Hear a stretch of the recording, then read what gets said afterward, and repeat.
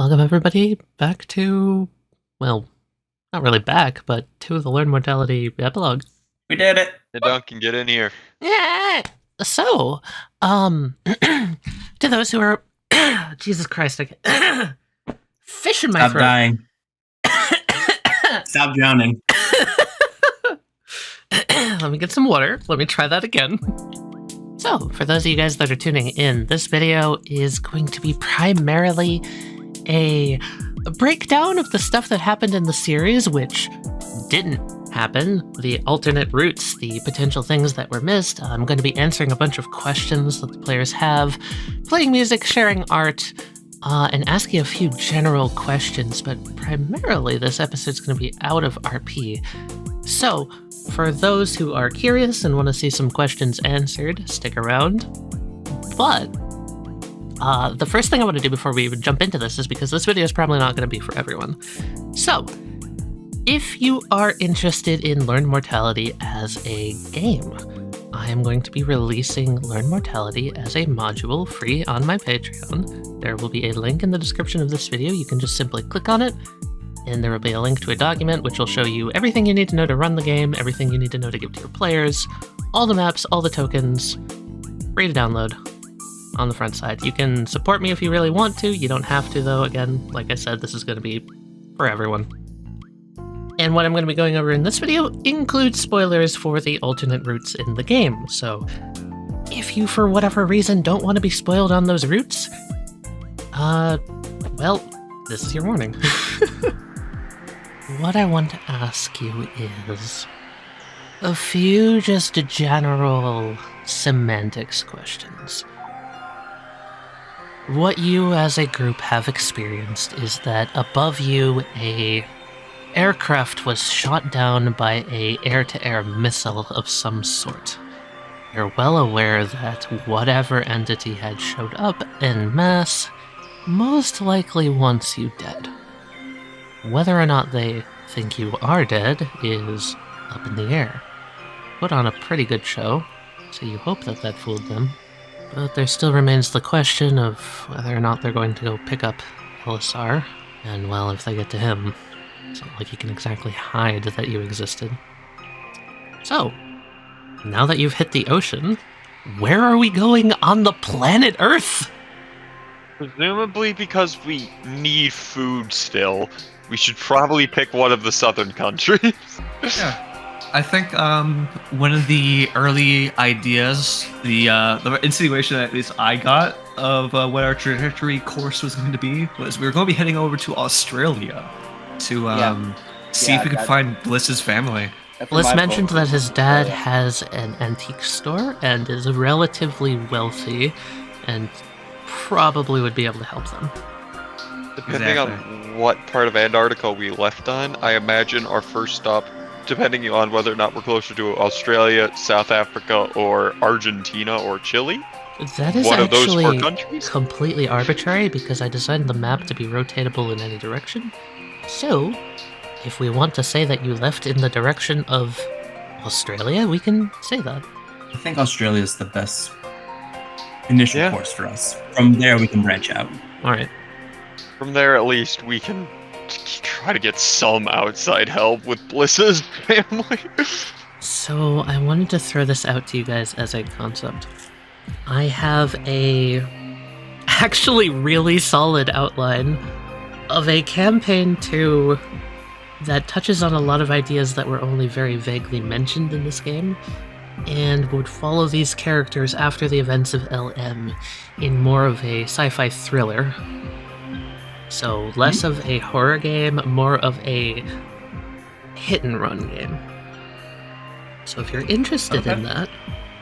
Very much feels like the vibes of what you originally planned for Star Road Now.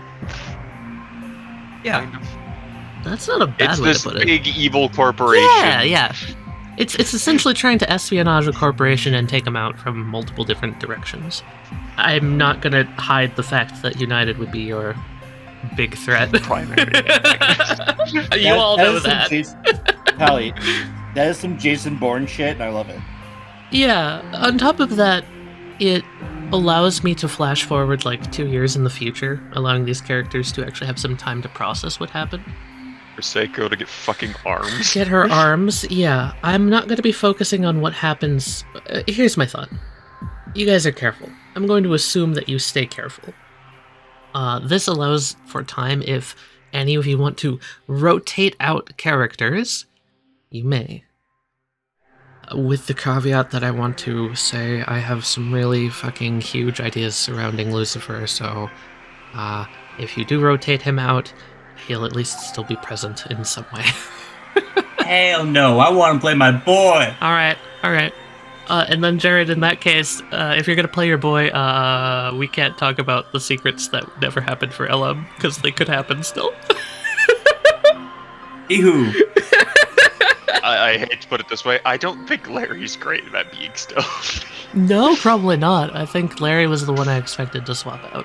Yeah, if I can't play, then swap me out both in character and out of character for someone else. I was tempted to grab a cat and pull them in.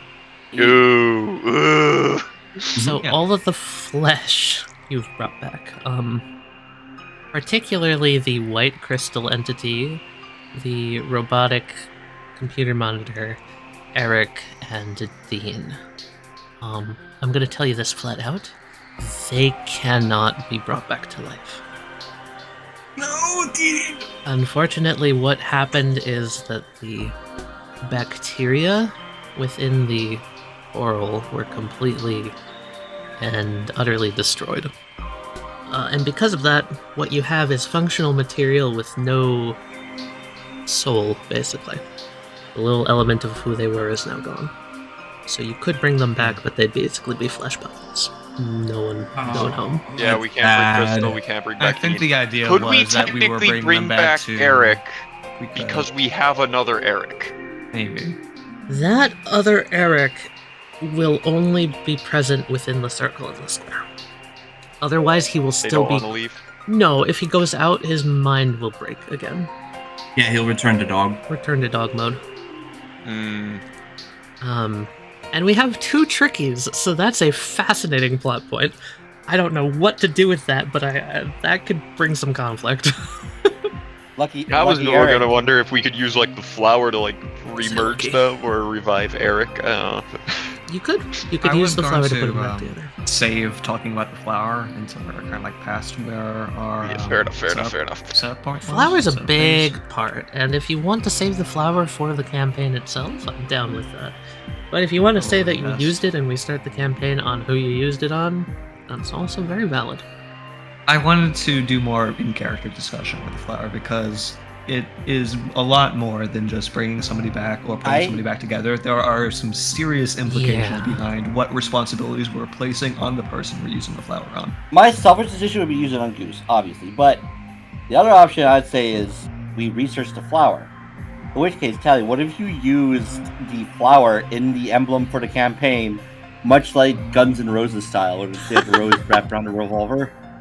Oh, what, you want to make it your goal to try and research that fucking flower?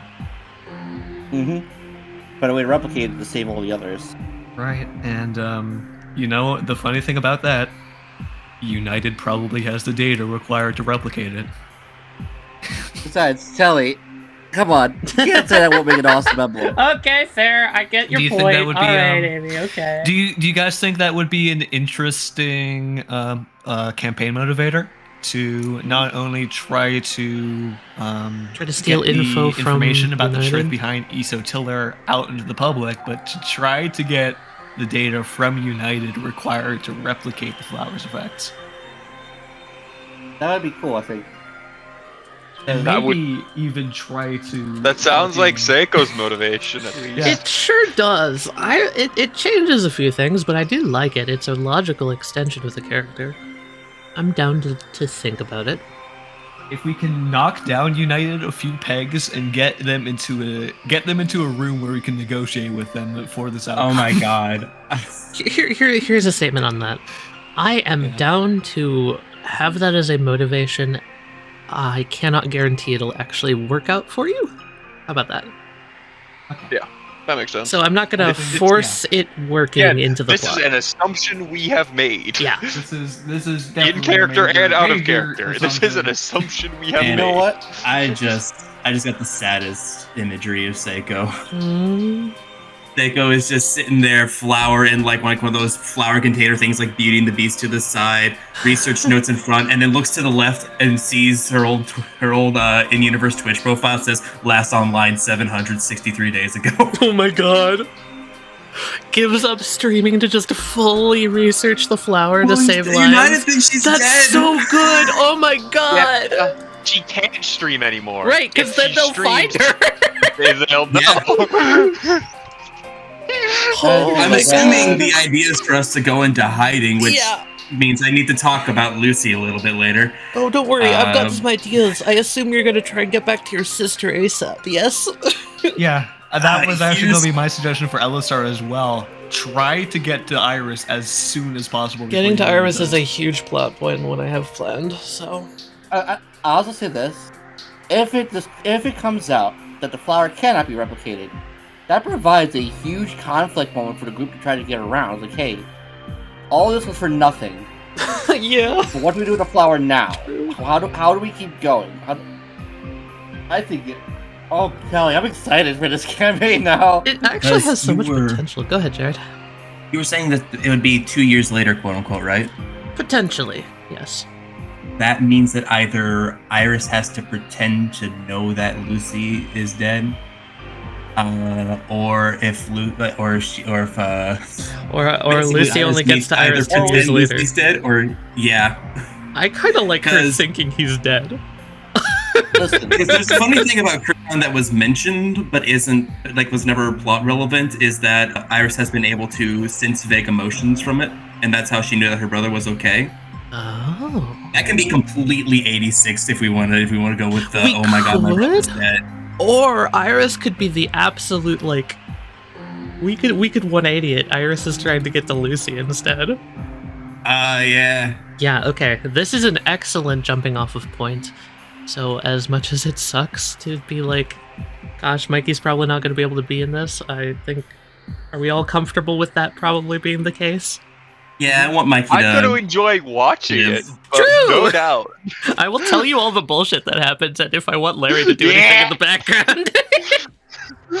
Hell, Mikey, I can send you the spoilers this time! The next one is the weather probe. So it was identified that the weather probe has a fledgling AI in it, with about 3 days worth of data and personality. The last action that Oblivious took was to have it erase all of its weather data and save its personality. So, if you were to turn that on, you would have an entity. I want a Jarvis. I want a Jarvis. I want a Jarvis. That's what I was gonna say. You guys have full control over, conditioning it, if you will. It's gonna have its own personality, and I'm tempted to give it a little hologram similar to Oblivious. Yes! I'm tempted just to give it to Elisar.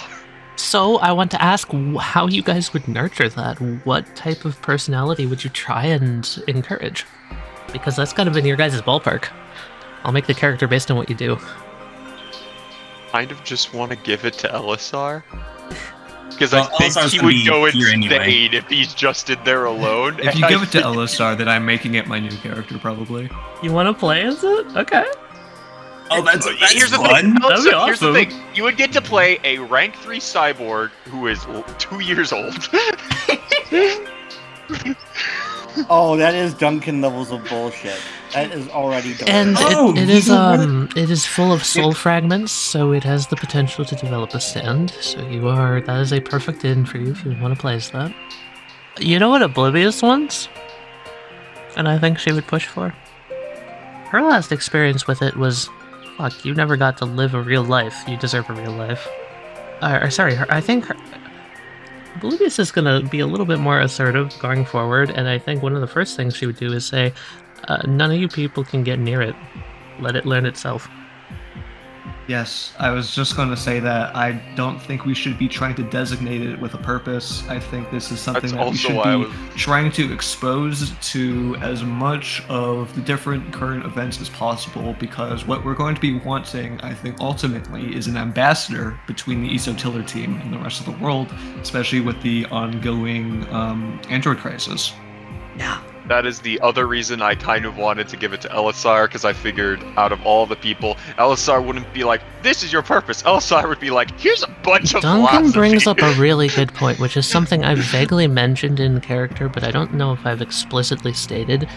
The climate of North America and Mexico currently is very anti-robot. There is a lot of fear going around surrounding another potential uprising like the vampire apocalypse, and what the potential threat of having autonomous, theoretically government-controlled or police-controlled or private organization-controlled automatons roaming around could bring. So, yeah, like you said, an android crisis. It's not a good environment for them, and I think that's one of the things Bliss said was, I don't want to bring Millie back into that. She does not need to see that. That is going to ruin her perspective of people. So, yeah. I remember that. It's going to be dangerous. It's going to be very, very dangerous for specifically Oblivious and the Weather Probe. I think I want to expose them to as much of that sort of conflict as we can, especially the parts that Elisar would understand as reasonable behind the worries of humanity versus androids and robots. Yeah. I think having an artificial intelligence, an artificial individual with an outside perspective looking in on the crisis would really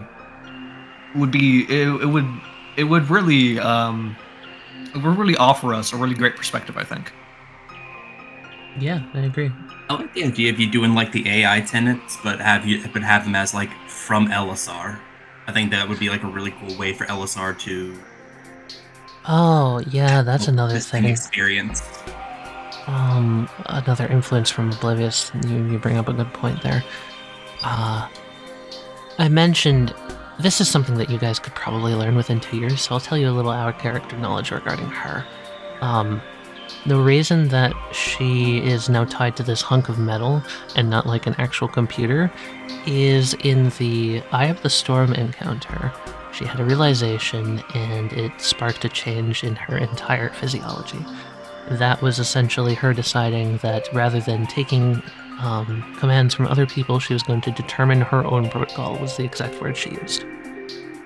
From that point forward, she has been almost entirely an individual.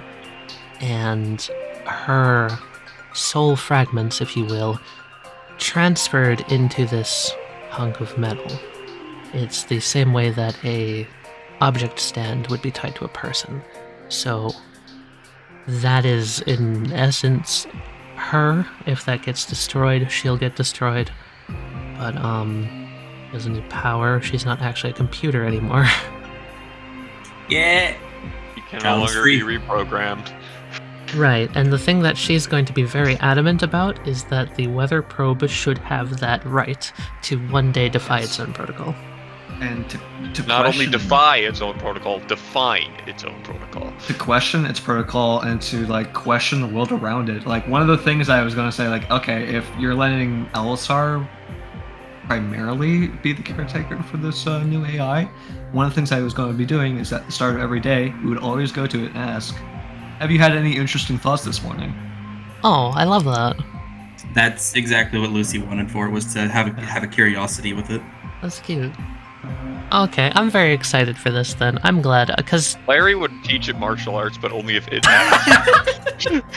That's awesome. Dude, I like the idea that it just watches you and it just rotoscopes you. Shit. watches Larry does the exact same thing as the Street Fighter rotoscope. You know, We just put Larry in a mocap suit. That could be what Larry's doing. Larry could be teaching everybody how to actually defend themselves properly. Just a little bit of self-defense. Larry's just like, yeah, okay, we finally that's have fun. time. We're not in a life or death scenario. Fine, Seiko, I'll teach you how to fucking fight so you don't get your head chopped I'll off. teach you how to fight and how to shoot a damn gun. So you need hands. Also, two things for Seiko I want to put out there. Fast as lightning. Two things I want to put out for Seiko. One, she would probably drain all of her bank accounts of all the money she earns streaming to help fund the group. Okay. And two, I imagine her to be a lot colder. You can definitely succeed in doing that because I don't think... United is not a government organization. They wouldn't be able to actually track your bank account, nor do they have direct access to the Japanese government. So, I think you can safely do that. Yeah, and I imagine her personality to be colder as a result of everything that's happened. I know Bliss is going to be trying to get into contact with Hiroto in secret. I know Ancelor... Ancelor. Oh, Ancelor. He just wants to make something cool. My dude's a creative at heart. He's not for this whole espionage thing. That's not his deal.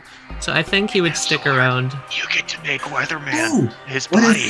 What if Ancelor helps out Elisar with expanding the engineering side of the inside of the circle square? Yeah, exactly. Ancelor can help design it. Ooh, You get can like make some the high-tech cuddle industry pop going too, on there. Ancelor. Go Yeah. for it.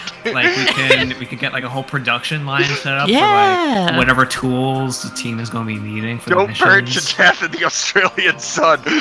Ancelor's gonna have to learn really quickly about the sun thing, and the funny thing is, I figure out what Murphy's gonna do. Murphy's gonna complain every day about how much he can't wait to leave, but he's gonna stick around because he cares about you guys a lot, and he's never gonna say it.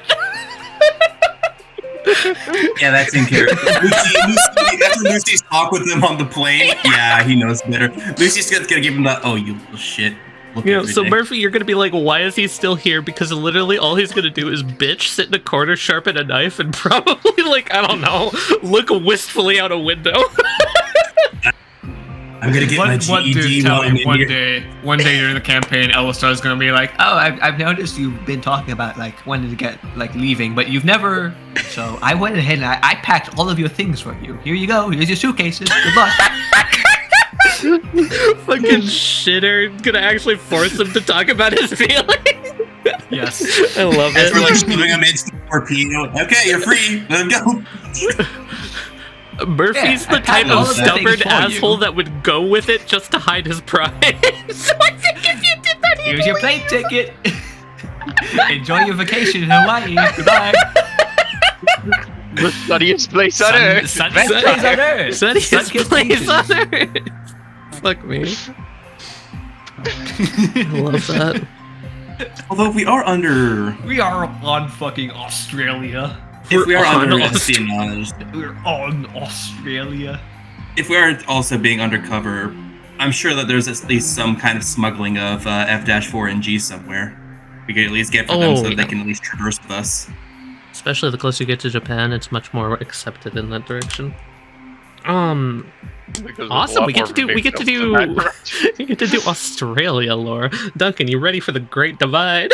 Yes, I wanted to Oh talk yeah, I about this a forgot little Australia bit has more. more. Shit. We like a while ago, before LM, over. before LM, we were talking a little bit about like random Australia lore. There's some weird shit in Australia.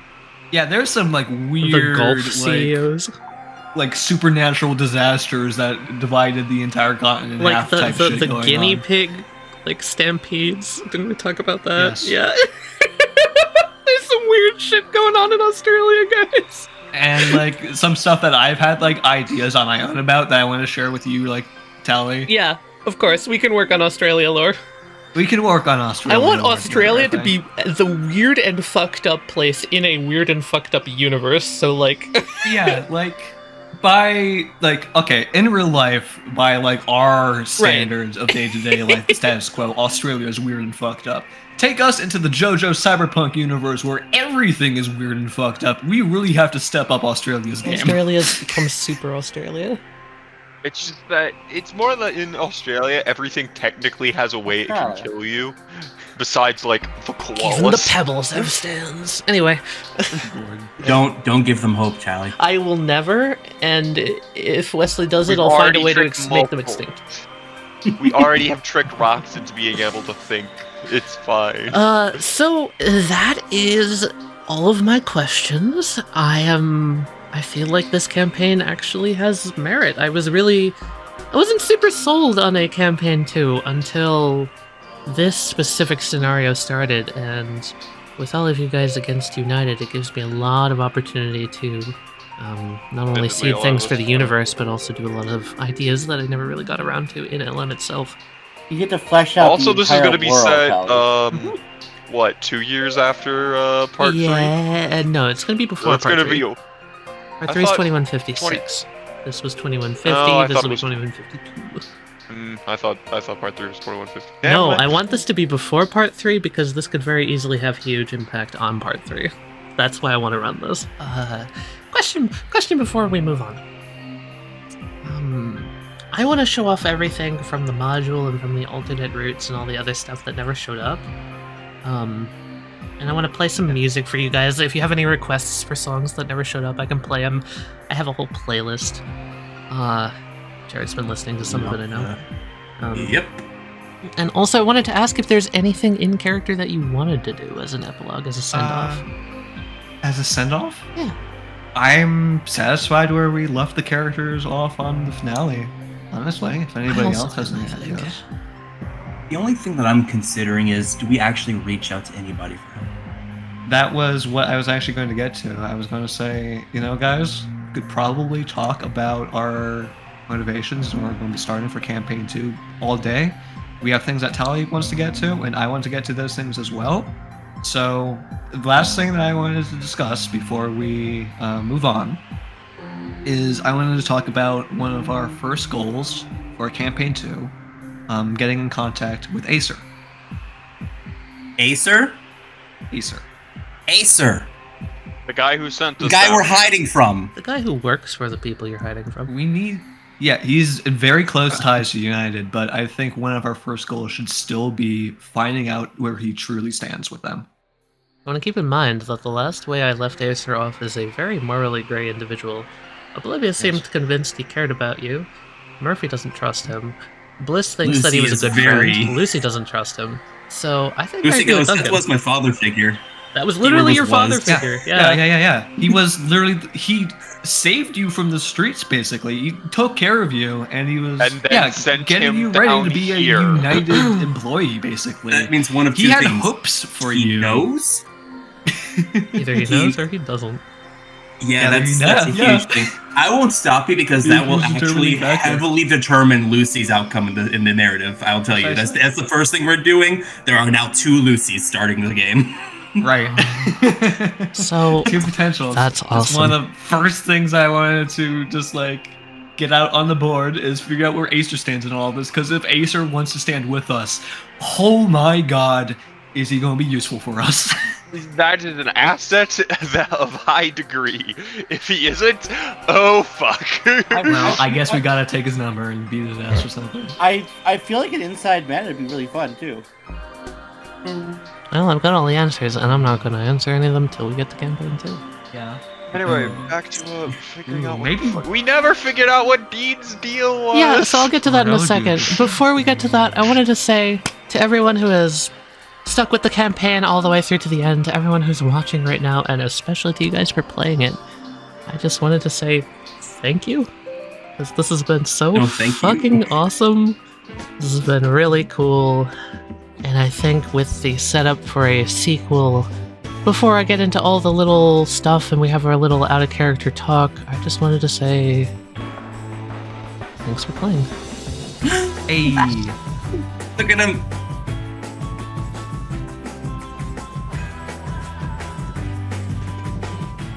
The Murphy smile. You got one. I got one. Let's go. This is everyone we got out. God, look at the fucking Oblivious. That's everyone who got out. How happy she is. That's everyone you saved. That's such a good art. I decided to draw. I wanted to do a little reward of, yeah, these are the people you saved. Without you, they'd be dead. Aww. I got to draw her with her crown also. I love her. I love this art of her. I love I hope that the time skip she actually gets like a redesign where she's like a little older. Oh, my favorite little And thing she's about just this like- is it's literally a piece of scrap metal from the exploded airplane they pulled through the hole that Anslord drew on with his markers. Let's go! Yo, Murphy Loki kind of cute. Don't simp for Murphy. He'll kill you. No, he's actually kind of cute in this art. Oh, Let's yeah, see bashful, smile. like cute, yeah. No, I feel you. I love this rainbow color. It's still blue. Drawing a smile on Bliss was difficult. It's all in the eyes. Yeah. God, I'm surprised Bliss survived. Surprised we didn't kill him. Yeah, you got Himbo Bliss.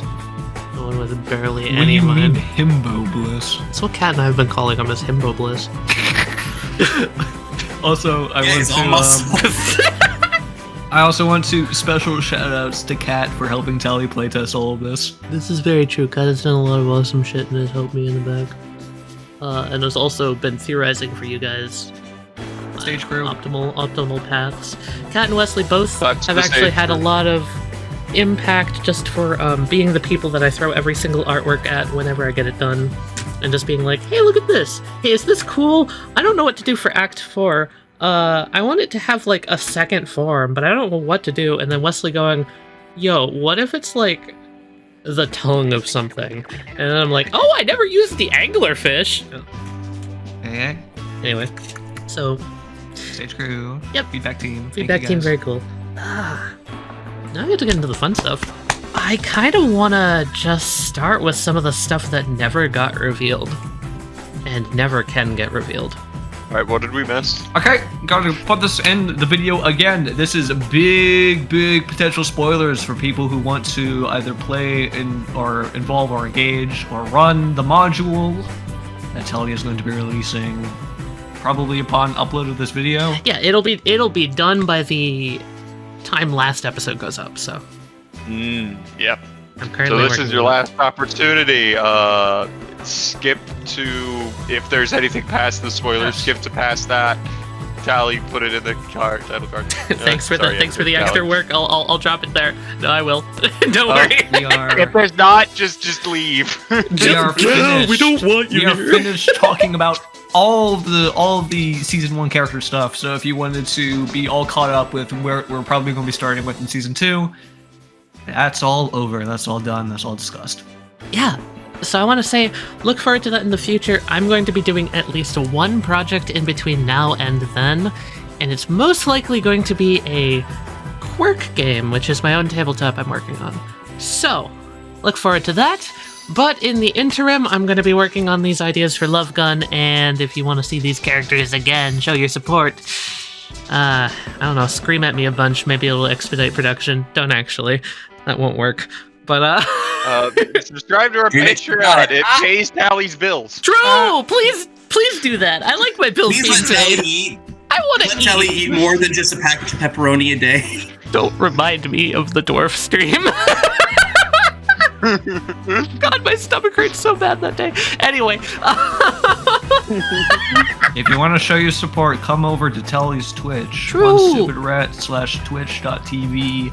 Come over there and yell at her Give her in a chat. follow. I stream You most don't have to weeks. yell about Duncan anything. is usually there. Patreon. We play really cool Just go games, or E or including games that I myself and Duncan have made, and other games that we really think are integral to our existence as people. It's a very fun series as we're we doing. have over made. there.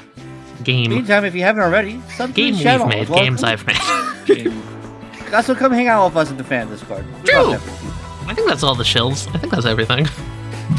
Do we have merch? Do we still have merch? I don't care about the merch. Oh god, that burp gave me heart. God, Tally, we need Learn Mortality merch. Holy I'm a shit. voice actor. Send money at me. No, you speak can words. you can send money at Jared to speak for you.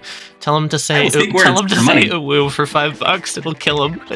That's his I favorite will, word to say. and I will. That's the last thing I'll do for the day is I'll cry in bed for the rest of it. Everybody sent Jared $5 to say uwu to each of them individually in a different pitch. Okay, thank you. And you know what? Throw a few nyas It's gonna in be there for good measure. like remix a song. It's just a bunch of uwus And that'll in just be different part of my legacy. It'll be the biggest shame of my legacy. Throw a few nyas in there for good measure. He loves those too. Oh, yeah. Oh, no, Jared's a real cat boy. I made the joke last time, and I was like, oh, Elm's over, finally, I can bully So, Jared. you're a voice actor, right? How well can you purr? Jesus Christ. How much Okay, you that's paying? going to get out of context. How well so can here you we purr? go. The worst thing I've heard all day. What? What do you mean? See, All the good thing is voice not actors should how be able much, to it's purr. what's your budget. All good voice actors should be I'm a able to purr. freelancer, it's what's your budget. I don't purr, and I'm not gonna purr. I just sound like a fucking goblin. Okay, hey guys. I want to talk about this. Let's talk about things. Let's talk about the beginning, shall we? The beginning, Hi. the beginning. The Hi. beginning. beginning. The beginning. This motherfucker. So was there's so some important. more lore about beginning that I was not able to actually share up until this point, which is essentially this, and this is probably one of the most fucked up things in the entire game. This is the first Bliss. Ah. The OG. Yep. This Yeah, I is what remember that. happened to the original who died in the crash of the tunnel. Millie tried to put him back together for her first revival, and it went horribly, horribly wrong. And what she did was make an entirely different one, put him on Macaroni Island in order to forget, and moved on. And then 2 years passed, and he was still there on that island. Do you want to know I why see. Mad as Hell is so furious? Because he had 2 years being unable to move, having to ruminate on his mistakes on a deserted island. Oh my god. Yeah. So that is why Bliss went absolutely mental in the end. Not to mention, after he escaped the following night with this guy, he was connected with the Devil of the South, and he could start to hear everyone else who was also suffering just like he was. And because he could hear all of them, there started to be a tug of war in his head. A tug of war which, at the very end of the campaign, you guys all were able to actually exploit.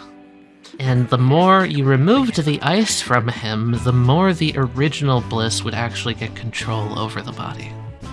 So, when he was spending resolve to stab himself, to put himself in disadvantageous spots, I think in the depth charge part I had him spend a resolve to literally drop his hammer and take one of Larry's bombs unopposed.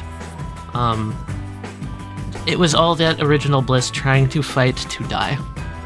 And there was a part where, when Lucy grabbed the voice of Dead Ocean, I actually was able to transfer those thoughts directly to Lucy from Mad as Hell. And Lucy was able to feel the fury, was able to see the fight, was able to feel how tired Bliss was. Yeah. I think at the time it was assumed it was voice, but it was that was Bliss. Oh. One of my plans, Millie, what the fuck?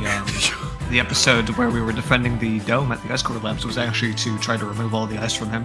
That's what I was going to be doing if I reached Golden Spin. If you had done that, there's a potential you could have actually just got him to kill himself. Died in the ocean. That too. He's weak to his own ability, so the real big way that you could have just gotten rid of him for good and stopped his suffering was to throw him in the ocean. It would have My awkward burned for a ballistic while. missile sending him in there. Oh my god, the fight with Ankora underwater was so cool. To a certain extent, that makes the fire guy, you're like, that's impossible. No, that makes perfect sense for him now. Millie kind of It does. was the That's why I was problem. like, it makes perfect sense. No, I didn't expect that to be what happened. So here, I want to talk about There this are guy. some... Do you want to hear this guy's song?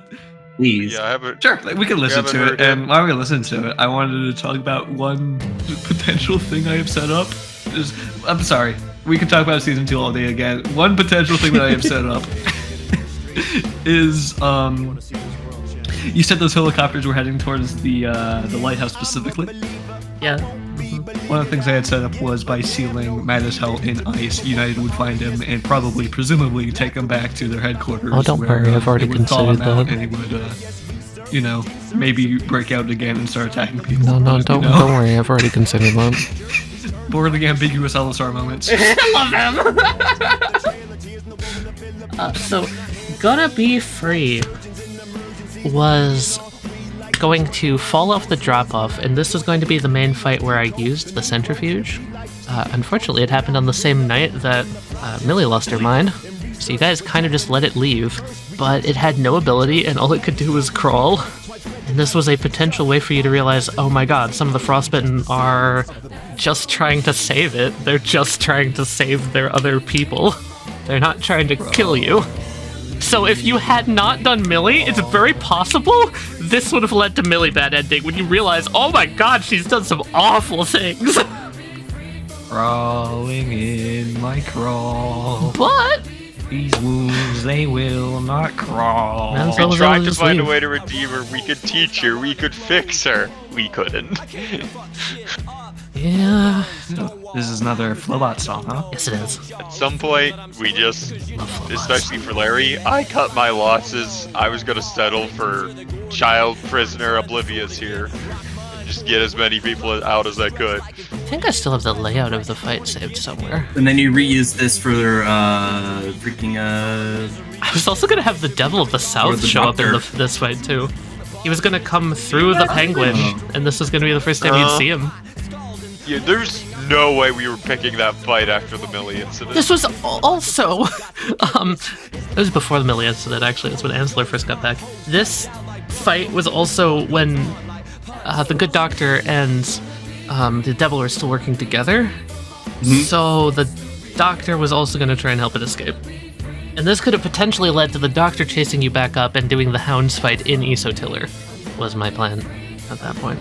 Man, Right, that's, no, that's the a lot Good of Doctor was worlds. here in this scene. Yeah. yeah. This was The the Doctor was prelude. standing right at, like, by the centrifuge, and that's like, oh, we are. Yeah, a few nights okay, later, we're not because this picking scene that had fight. finished, Gonna Be Free escaped, the Doctor was still there, and then he saw what you did, and he attacked. And then after the war, where the Doctor lost so many lives, they had that disagreement. And they were no longer working together after that night. I think I mentioned that it had a lot to do with what Lucy said, and it definitely did. Yeah, that's definitely a question It I was have. mainly what Lucy said to the Good Doctor when he was talking with Camellia. That whole exposit scene, and he was just like, Doctor, are you gonna say something? No, of course not. That sort of thing. It was basically the Doctor was just watching this all unfold and was like, oh, interesting. It looks like he's actually getting through to her. Ah, If we give them okay. more time, we can actually solve this. It was Okay, Doctor okay. being like, maybe they can try, and Camellia inside of the Good Doctor being like, Bliss, try one more time. Oh, I've had that fucking question since that day. Like how long? Like 8 months Yeah. ago. I'm glad I can answer that. It's a lot of me having internal conflicts as these characters. It's very fun. Speaking of answers, Here's things a that random literally- question I have. Yeah. Who was originally the circle in the square? That's a great question. So I wanted to mention that every Glacier class, and I think a lot of the Blizzards, had an individual person tied to them. The circle in the square was one of the failed defense protocols. So it had Camellia's anger. The defense protocol, Camellia. Oh, I see. So, speaking of who was who, there's a reason that I did Eric's drop in a specific fight. Because fucking Warhol. Eric Not was Warhol, but the big one. Eric was the big guy. Yeah. This guy's Eric. Yeah. That You wonder motherfucker. why that song felt so out of place and so aggressive? It's because I thought it sounded like a sports anthem. Fucking honestly, one of my favorite fights in the series. That one was Eric. Knowing that's Eric, Having this thing like, trying to kite around the hallways. Yep. All that. and also Eric and Tricky helping Lucy up at the Brutal front fight in that is little- actually pretty big. Engineering, that brutal fight with like 4 of us crammed in that engineering hallway. I think you guys figured it out, but yeah, Moses Twist was Goose. Shark was Val. Shark was Val. Bolt was Bolt. The other thing that was Bolt is little bits of his essence were tiny glowing screens. These were all Bolt. Were those the jellyfish? Yes. Yeah. Okay. That makes sense for the Watsky songs to be bold. Yep. The entire reason that they had electricity was because of the name Watsky. I was just like, oh, okay, sure. Watsky. Oh, and Bolt didn't have a brain. Yep. They're all his brain. Yep. Yeah, remember when we were talking about them being nerve stimuli? Yeah, Here's I the do. song I never played for Tiny Glowing Screens Part 1. This actually has a really sad story behind it. There's 7 billion. The reason I used this song was because this song is the last song that one of my old best friends shared with me the last time I saw them. We were sitting in the car, going out to watch him film. They shared this with me on the way back, and I haven't seen them in 10 years. And I thought, this is a really fantastic, really good song. And at the time, I didn't really appreciate it as much as I do now. I thought it really fit the whole conflict, and I wanted to include it. The reason there's smog in Los Angeles is because if we could see the stars, if we could see the context of the universe in which we exist, and we could see how small each one of us is against the vastness of what we don't know, no one would ever audition for a McDonald's I commercial love again. these so And then much. where would we be? No frozen dinners and no TV, and is that a world we want to text in? Either And I wanted to talk about Camellia a little bit. I thought you guys would appreciate this. Do you want to know what her original stand was? Please, the one that Here, this was is in. offered to Kirito. I'm just gonna copy. I'm gonna copy what's in the document right now. This literally would never come up in game, but it was called Key Ingredient. Essentially, what she could do is she could make objects divide and multiply. Oh, okay. Yeah. Okay. So that's where that element of all those things we were running into originates from.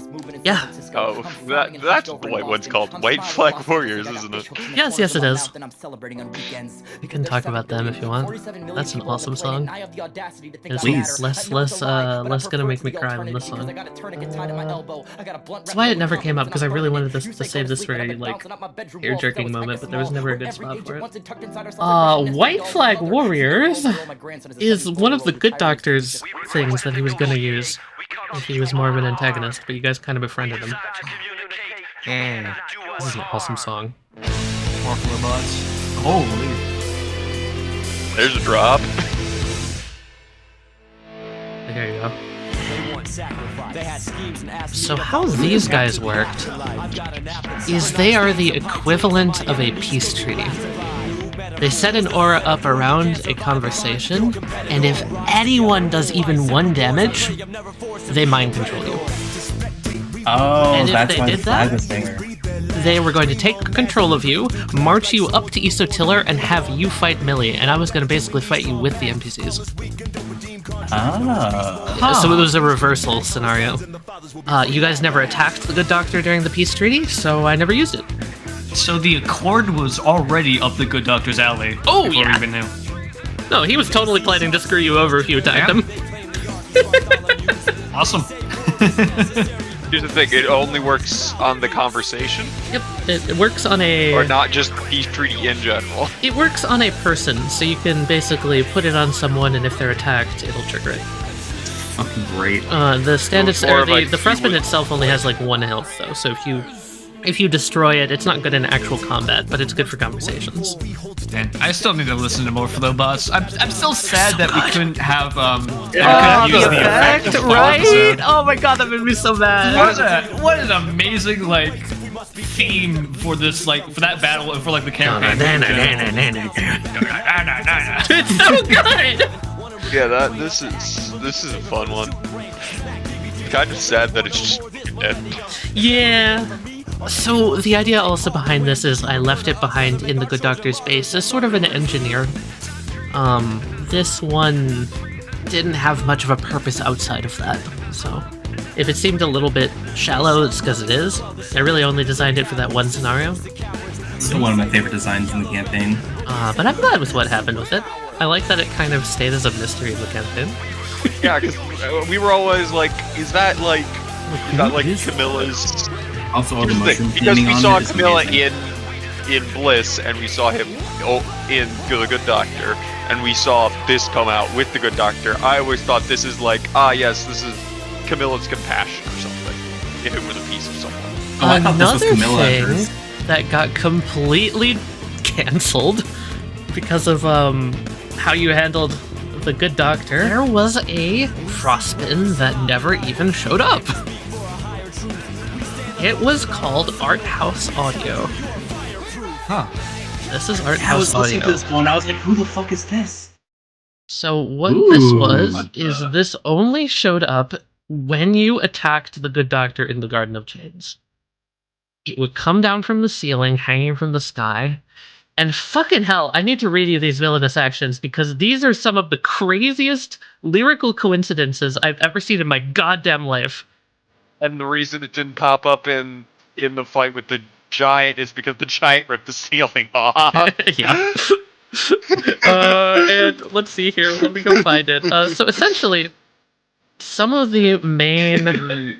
Torn from the game and torn from the canon all at once. Okay, so here are the... And here are the fucking triggers.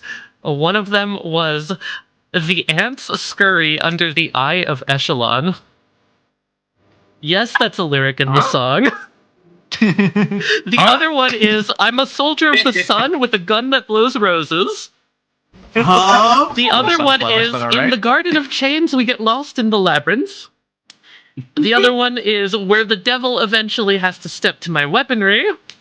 And the final is, nobody is as free as ESO. So, I think this song What was the inspiration fuck? for the Garden of Chains. I found this song after, like, episode 8.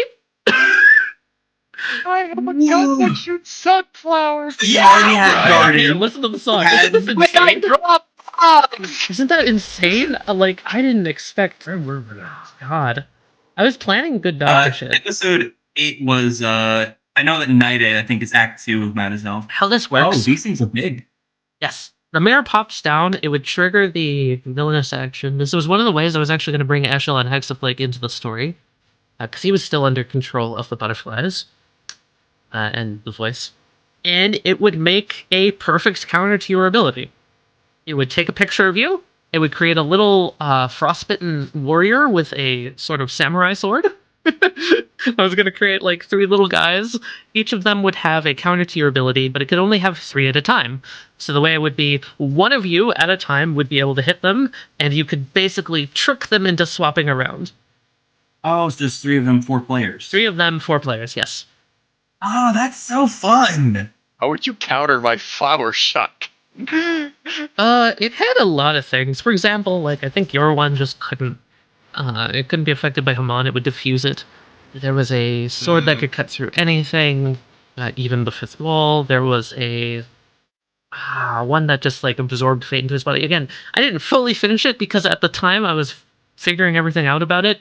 You guys were in the Garden of Chains already going friendship ending, and I was just like, okay, this is just not going to get used, I guess. That's such a good fucking lyric. Not only that, just casually referencing the character in our game, and I'm just like, I can't not use this. This is so cool. And then it never popped up because we went friendship with Doctor Ending. What the heck happened to the Good Doctor? Alright, run I it can't back. answer that. Later on. Run it back. Probably preceding season 2. This is like a moment from Flowbots the Effect again, but we're not just hearing a name that's not actually being said. I can tell you They're actually name dropping Echelon in the song. right? That's crazy. We're not hearing we're not hearing Juan Cinco as Seiko. Juan Cinco. Do you guys want to know where the Good Doctor was in the last episode? Because I can tell you that. Sure. You remember that capsule you passed by? Capsule. In the Act 4 fight? Oh, he's in that! Yeah. He made a little escape tube for himself. Oh, That does little that mean that thing? United has him too? Probably. Definitely. Just that little boat no. thing that we saw on one I guy's thought sword. that was so. Yeah, that was him. I thought it was like a villainous action you're gonna do of like a detonation. there. So you, He was wouldn't- just in there. Himself He in a put himself in a little fucking- metal cube so he didn't die. He put himself in a Mother 3 Dude, that- type like Hey, indestructible orb. iceberg. Indestructible pod. Stupider than anything you guys theorized on. He just Hold put on. himself in a little capsule and floated away. It's so perfect. He put himself in a diving suit. Yeah. And then just So good. The funniest thing about it is he can't lighthouse. move. So if you'd opened it up, you would have just found him. He would have just been like staring at you, and you would have stared at him. No. He actually indestructible capsuled himself. Close the door. We're taking. Okay, we're taking you with us. Close the door. I literally told Kat, I was like, yeah, they walked past the good doctor. They were like, what? Guys, that means United probably has both of them now. Anyway, remember when I said I had great ideas for campaign 2? Anyway. Don't worry, we got ourselves an SCP emergency break going on. That's another reason they could be looking for us. You guys want They to see have Mr. basically Acer? every other piece. I did draw Mr. Acer. Only left. Show me the father He figure. I'm never showed up very in the interested in. campaign, but for those who are wondering what he looks like, this is him. Memorizing face. No. Ooh, interesting. Conceptualizing He's conscious victory. Yeah, he's one of the people who taught Lucy. Engaging, getting that motherfucker, getting that guy. Canonically, I believe he is a rank 3 because Yes, he is. Because that is how Lucy knew what Golden Spin was for tell Seiko to fucking duck. Yeah, I have an alt for him just in case. Fucking rad. Yeah, he's cool. I love him. Spin weapon into his eyeballs. His spin weapon is this cool little wrapped steel ball made of wings. I love him. God, I hope that you are still on with Lucy, not against him. Oh, if you're I will be so sad, and Lucy will be as well. You're fucking getting We'll have to find out. God, I'm gonna have to wait for this. I'm gonna have to be sitting on how Lucy is feeling about this guy for a year. Oh yeah, in character you're gonna be sitting on it for a little while as well. Yeah. So, speaking of things, you get to stew. never dropped. I have to share this one. The penguin, right? Please. You want to guess what the name of this guy is? I'm actually kind of glad he never dropped because it would have confirmed an incorrect theory. Oh. Would have confirmed that this is part It of. would have been confirmation bias. No. At the time, you guys were theorizing that this was Hiruto somehow, and I said, "Man, if you knew the name of this thing." It's not, by the way. It's not. It's not him at all. But it would have helped. It would have been confirmation bias. This is one of my favorite. When this plays, why is this so important? This is a dumbass song. The name is "Whatever Happened to the DJ." I was wondering that was on the playlist. I'm like, what is this song? Yeah, we would have been like, yeah, that's... No, I think we suggested that Hiruto might...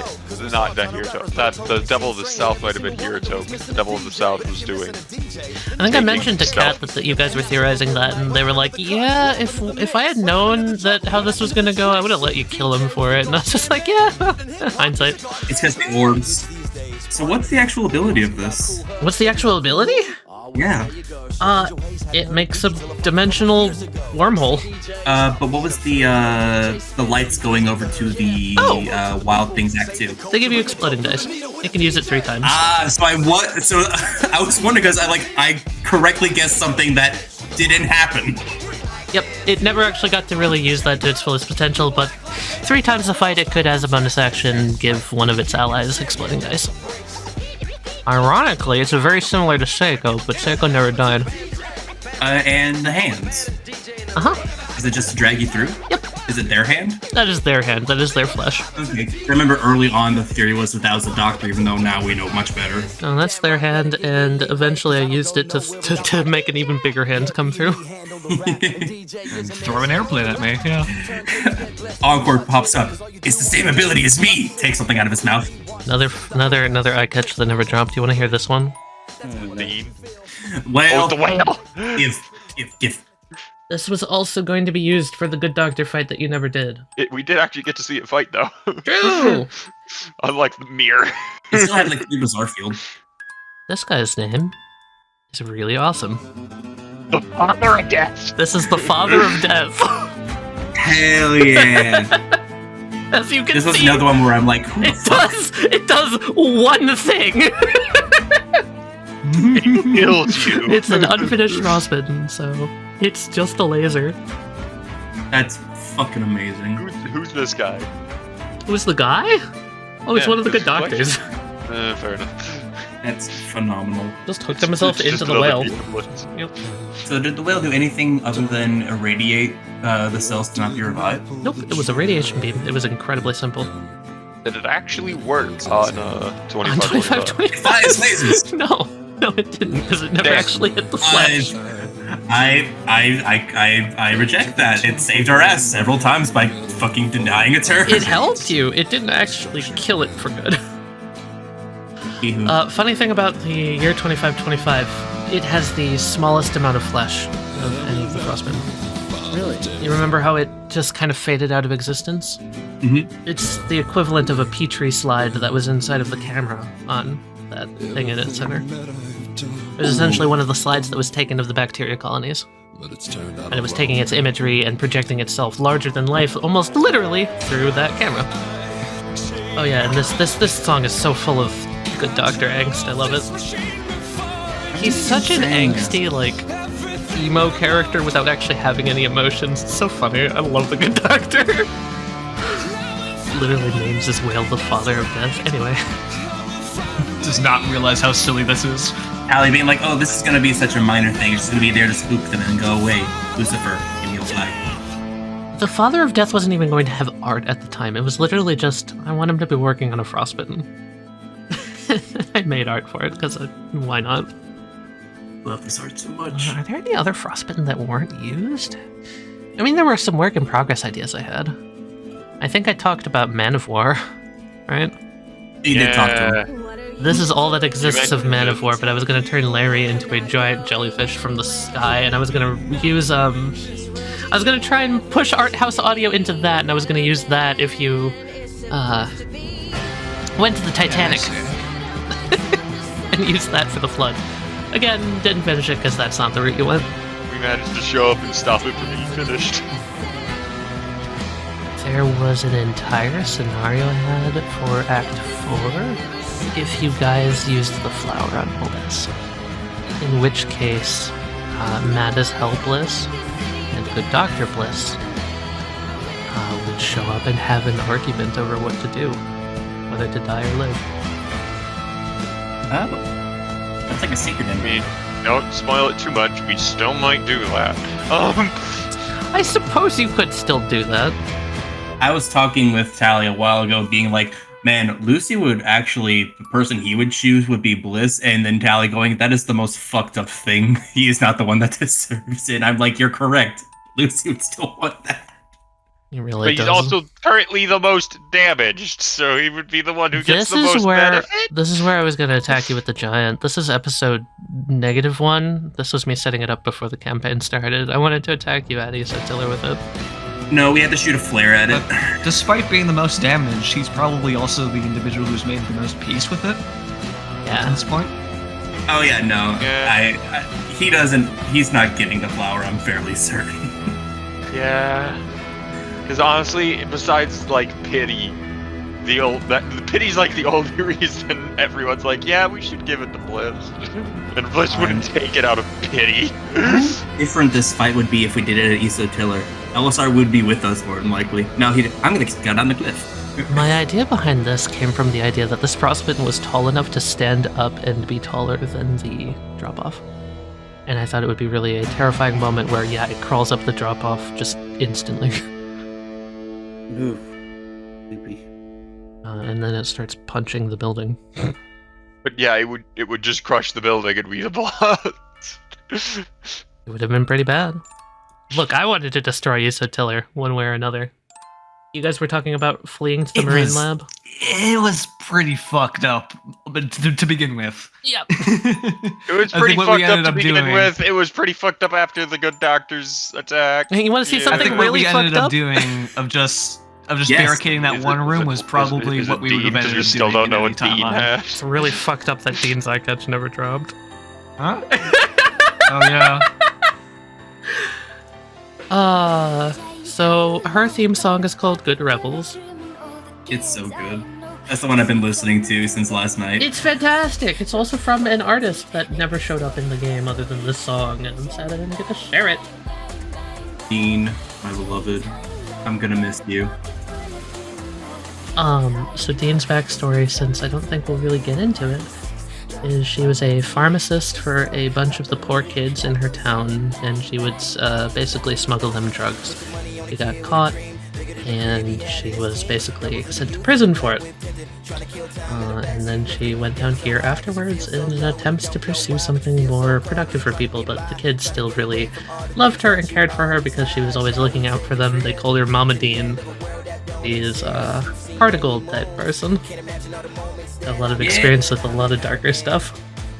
So that never actually got to show up in the game, but we can appreciate Dean in postmortem.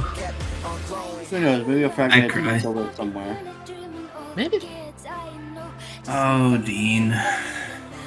Speaking of things that were never used. Hey, Seiko and Lucy. Yes, let's see them! Yeah! You want to see your unbidden My forms? boy! I want to learn my mortality, yes! Well, let's imagine for a second that we learned our mortality. I've been theorizing what he would look like since you told me that there was an art. Here's Seiko.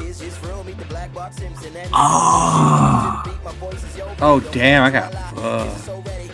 So one of my favorite parts about drawing these rejects is that I wanted to reimagine the more evocative parts of your body with coral and how Millie would try and put it back together. The eyes being replaced by little brain corals, the ear of your cat being replaced by a little bit of a tube worm. And I drew you in the coat here. This is actually how I was inspired to draw the second art's coat, because you described it as like this big fluffy white coat, and I was like, oh, that's perfect. I'll draw that for the second art, just in case she dies. Never happened though. But here's a future that could have, or a past that could have been. Remember, Amy, this could have been you at any point in this. It wasn't benevolent. I was so nice to you. Yeah, you are. I already knew what her stand would become if she ever Actually, did in the her finale, mortality. Jesus Christ, you should have tried 3 times. Hey, the way I normally go is if you're gonna get smashed, I give you the option to take a critical injury. If you get smashed a second time, I kill you. And there are some critical injuries that can just kill you outright. Yep, right? There sure are. Mm-hmm. I think losing all your resolve, losing a limb, and losing half your health is a pretty big detriment still. Mm-hmm. And I didn't want to just kick you out of the fight at the very beginning, especially in the last episode. That just didn't feel good, so that's why I was lenient, by the way. It's just because it did not feel like a good time to do it. If you had been sacrificing yourself, I would have just killed you. No, I like deaths to be at actually meaningful moments, or when the players actually feel like they are deserved. Speaking of deaths, oh yeah, so here's the name that I gave it, by the way. All of your rejects had names, so this is based on a Waka song. This is called In the Gray Zone. Elisar had one. His was Apathetic Empathy. Yeah! Larry, before I reused this, was, of course, Man of War. Man of War. Yeah, there it is. There I am. And Lucy's got my absolute favorite name of all of them. So here you go, Lucy. Here's her reject. Can't wait. Show me my boy. Also Show me probably boy. my favorite reject to design. Whoa! That's a whole new arm. That's cool. Holy shit! God. Hey, cool hand, dude. I had so much fun drawing him, dude. Lucy's so fun to draw. I'm glad. I'm really sad this didn't get used. I'm gonna be drunk so much. And yeah, when I say it's my favorite name, it's because it's the most fucked up. This one's called Nobody's Listening.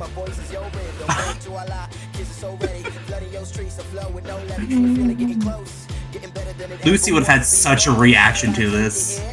This may have been a huge step towards bad end Lucy, if this happened. And the final biggest thing that I wanted to save for the end is the entire alternate route that you could have taken. So, remember this art? This one's called Acceptance. There was one called Denial. So, Floating. let's say you tried to fight Millie, or you discovered what she was doing, or earlier in the campaign you realized how morally awful she was, Or at some point, you literally just caused the death of one of the NPCs in front of her. That was the biggest trigger that could have happened. If any of you had even accidentally killed one of the NPCs, it would have basically locked you into this route. Thank you, Elisar, for not letting me execute fucking Murphy. Yeah. Night 1. Oh my god. Yeah. Night And 1 changed this- the entire game. This is the rejection art, where she would essentially could've been take locked that in. body that she had locked up, take control of it, and reject any idea that she was a robot at all. We could have been locked into this ending Night 1. Oh, don't worry, I know. Shout out to Bliss being a bro, being like, no, he's okay. Literally my friend, stop that. So Oh, except for the Lucy's concept alcohol. No. behind this is that you'll see the little necklace. Essentially, my thought is she would have taken that from Bliss, and it would have contained the voice. And instead of Mad as Hell being the holder of the voice, it would have been her. Oh, is that what was in those? It was a Schrodinger's voice, if you will. It only would have been there if this is the ending that you guys had gotten. Back in time, I was like, oh yes, there's a bunch of these that let control over the butterflies in all those little tubes. It was either those or the voice of Dead Ocean, and we got the voice of Dead Ocean. The effect was the same, it's just where it actually was changed. So was that the initial idea for original Bliss in the summer game of having that there? Is that he Yes. would use something like that as a... It's the origin of the butterflies. It's the inspiration he had. That little earring is basically been the visual inspiration for the entire campaign. It's what he saw. It's filled with bioluminescent water. And that's what inspired him to make the butterflies. I think when he pointed that out while we were playing, of like, oh, it looks like bioluminescence. That is what it is. Huh. Yeah, I was thinking it was like bioluminescence, and the shape of Why it the also anglerfish reminded me had one of at the end of its light. reminded me of the ice core samples that they were pulling out. So here's the villain art. One of them. Here you go. So the idea here is that she would essentially take an actual physical body, and throughout the campaign, she'd slowly start turning into a frostbitten herself. And how this would manifest is that she'd push you out of Isotiller, wrap it up in coral, and it would turn into basically a dead coral castle. Ooh, do you have maps for those? Cocoon. I have Cocoon. map assets. I'm going to be building the maps for the module, so when I have them, I'll share them. Oh, I cannot wait to see those. Oh, it's Your gonna be maps cool. have been stellar. That's Fucking gonna be awesome. Thank you, thank you. I also don't know if I shared this, but this is from the that part, which I don't know if I shared this, but this is Millie basically making herself a body. This was eventually replaced with the one of her cowering in corner in a warehouse because this no longer fit the direction the story was going. But in the Villain Millie ending, I would most likely use this for the basement if you had cornered her. And you can see on her arm it's already starting to slowly crystallize with ice as she's, adapting her powers to be more closer to actually using these visual audio wave spectrums, kind of like how Oblivious does to control the butterflies for herself. This is a very selfish Millie, so every single thing in her mind is dedicated to protecting those people that are close to her, and the reason that she becomes so aggressive towards you is because you are no longer included. In other words, the stand changes to exclusion of you. Oh. Same ability, different effect. And how this would manifest is essentially from her, she would start to tie her actual physical essence with chains of flesh to every member of Isotiller. I would give all of them a learning point. She would essentially be in complete control of them subconsciously, not knowing that she's actually taking their minds. And while all of them are alive, she's invincible. Oh, that's fucked. So, Genocide route, we baby. have to stop her, you kill have them? to kill everyone else. Yes. No. Yes.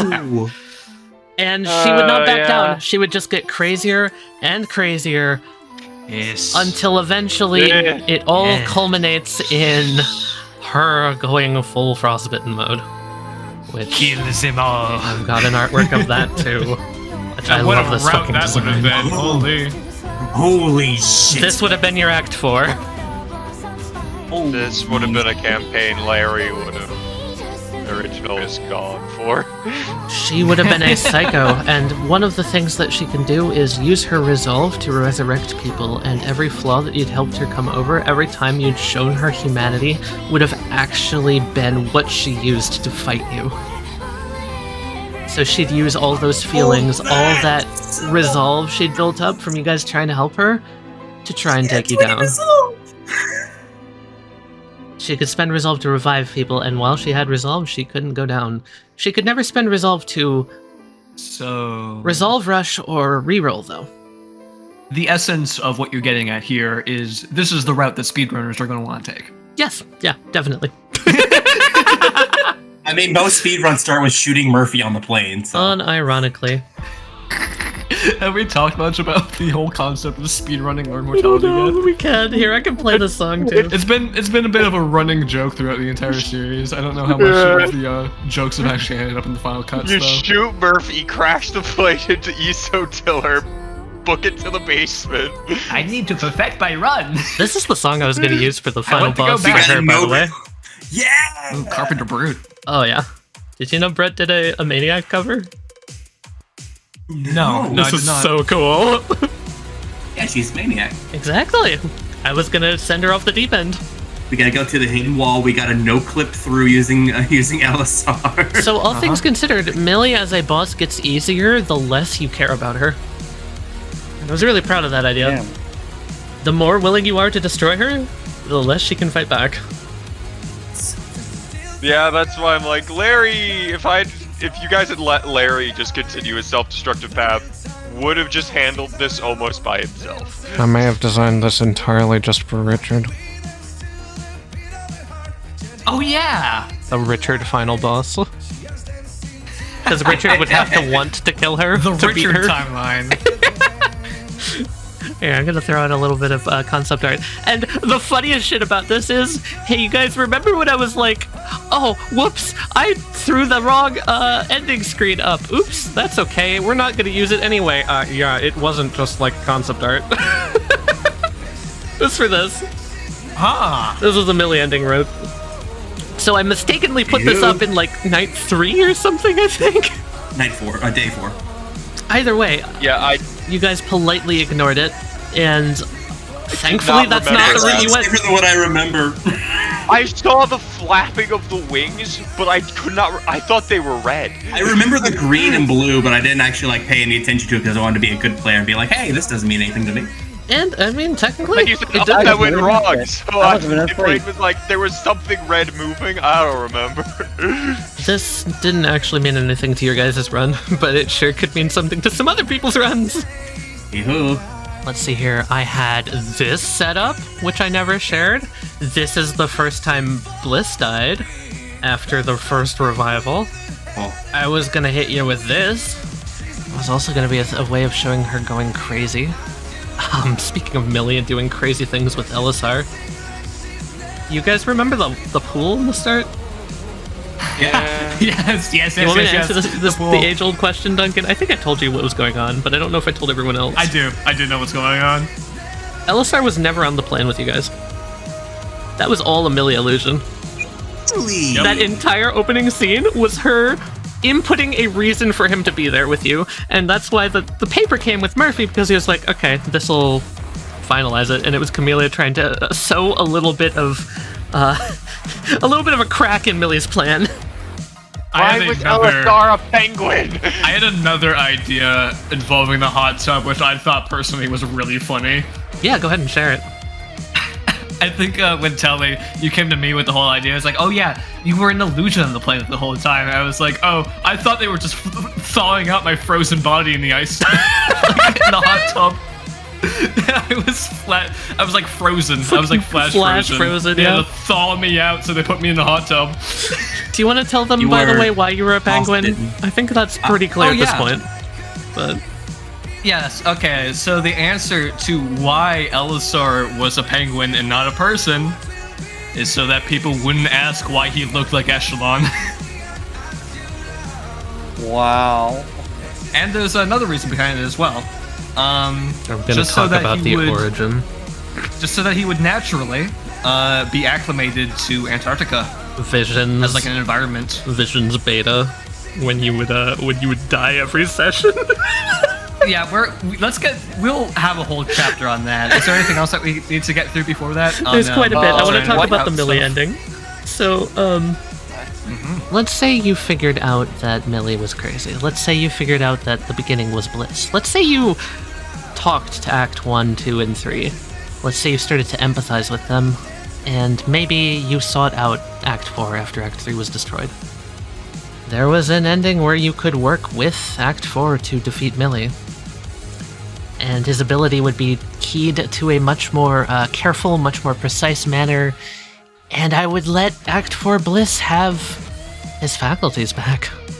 But here's the alternate form of Act 4, in which case you actually worked with him. Just a chill as hell, dude. There he is.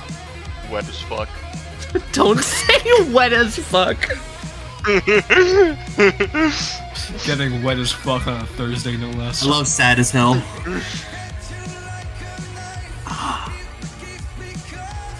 And this guy's ability is he could make a little ghost waterfish. A lot more along the lines of the Atlantis route. What if his song would have been Trident, Trident, War Trident, War Trident, War Trident. or Trident, or Trident?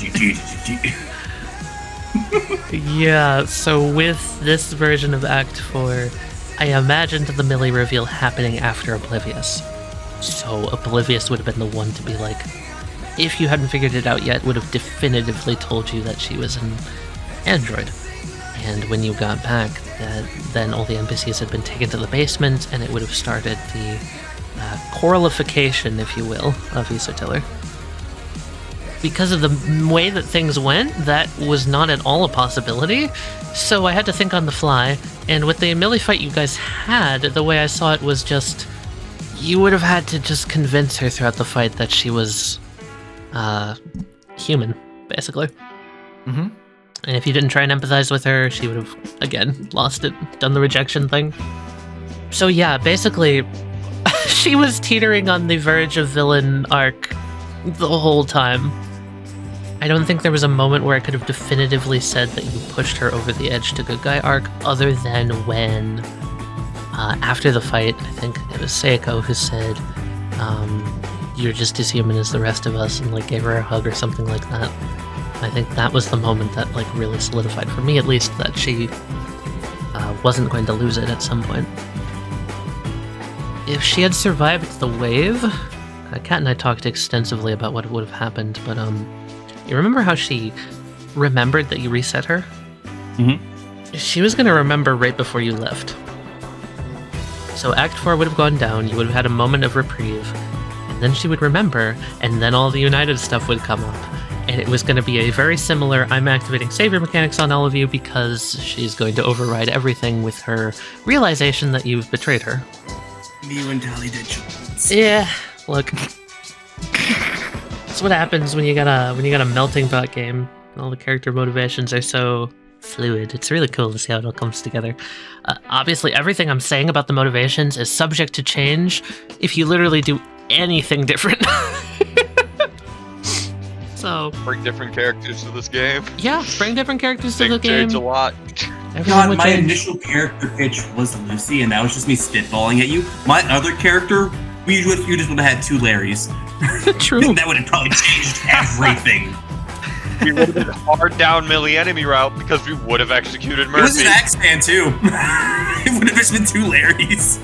Two We would have smokers. executed Murphy, and things would have started going downhill very quickly. I wanted to say Larry absolutely contributed to that deciding moment of when Elisar went from thinking, what are the greater implications? What are we going to be? What do we ask to get answers for the future of humanity? And more to, what questions do we ask so that we can see tomorrow? The future of us. I don't The care future about of the us future of and right humanity now. because we can't tell them if we don't get out And that to was- tell them. That was the moment where he decided, yeah, become Circle in the Square, go save Ancillor. I sketched Elisar at one point. Oh. there was an early eye catch design that I never used. Really early. You can tell because none of this is finished. But I was just trying to see like how would it look. Like test tubes with like.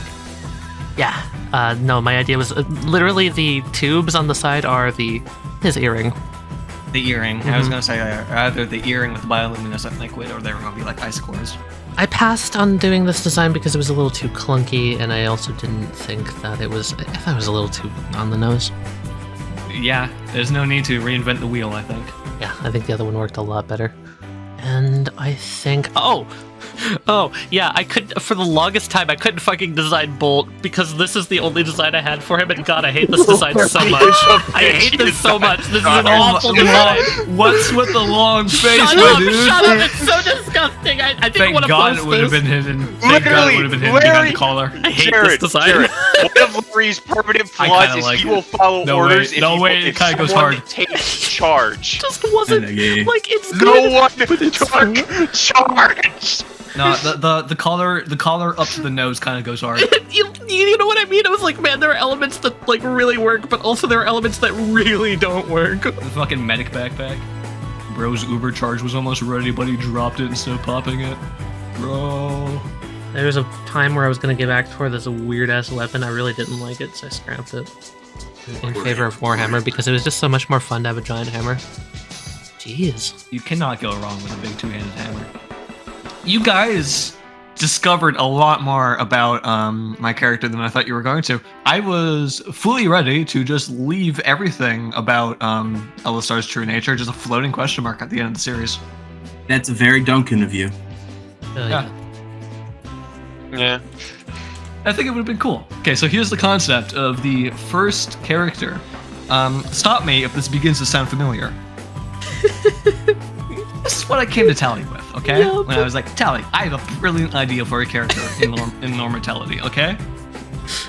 So, my character is going to be, get this, I'm going to be playing another animal stand user. But it gets a little bit more complicated than that. Because I've been thinking, okay, like I have a reason behind why Yogurt was able to talk and speak English. What are other reasons we could have an animal know how to talk? I was like, okay. A lot of this inspiration came from the game Soma, which, if any of you have been following Tali's Twitch channel, I got her to play like a couple months ago. Duncan got me to play it and realized that I accidentally did like a ton of the same theories that they had. It was great.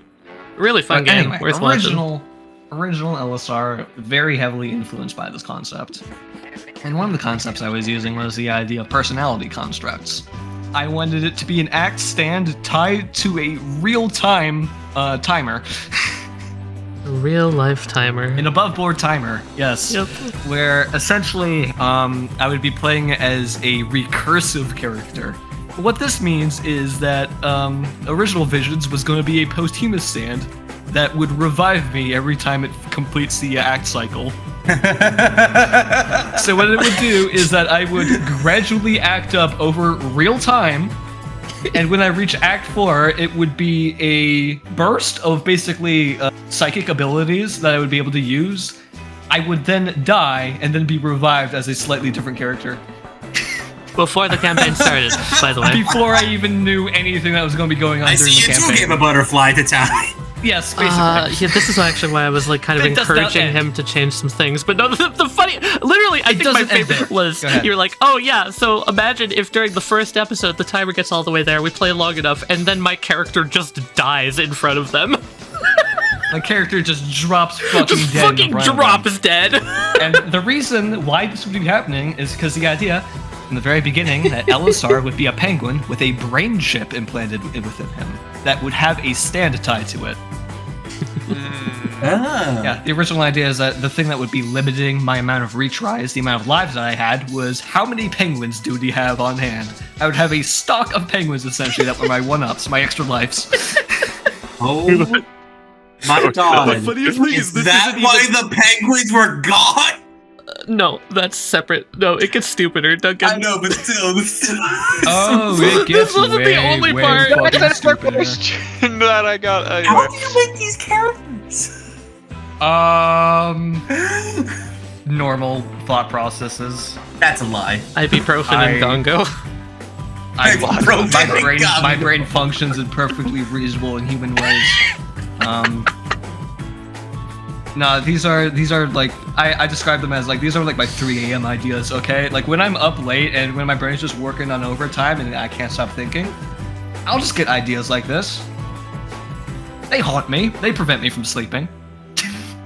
Cat girls, Duncan. Let's talk about cat girls. Okay. So I wanted to use, for part of my character, I wanted to use some of the additional character class types that we were using for this. Who were those made again? By? I think they were part of Duck's mod, which includes the brawler character type, the cat girl, the cat girl. There's like a vagrant type.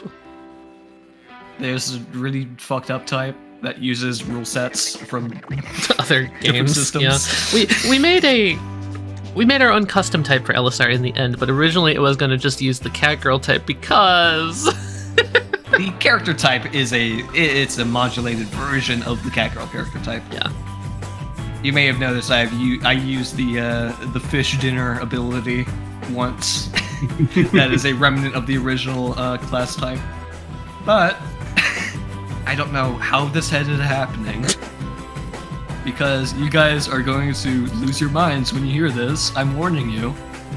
There was at a point in the time where the personality construct that was part of Elisar's brain chip would have been housed on by a separate entity. Meaning that basically I would have been using a personality construct that would have been cloud updated every once in a while, every time that I died.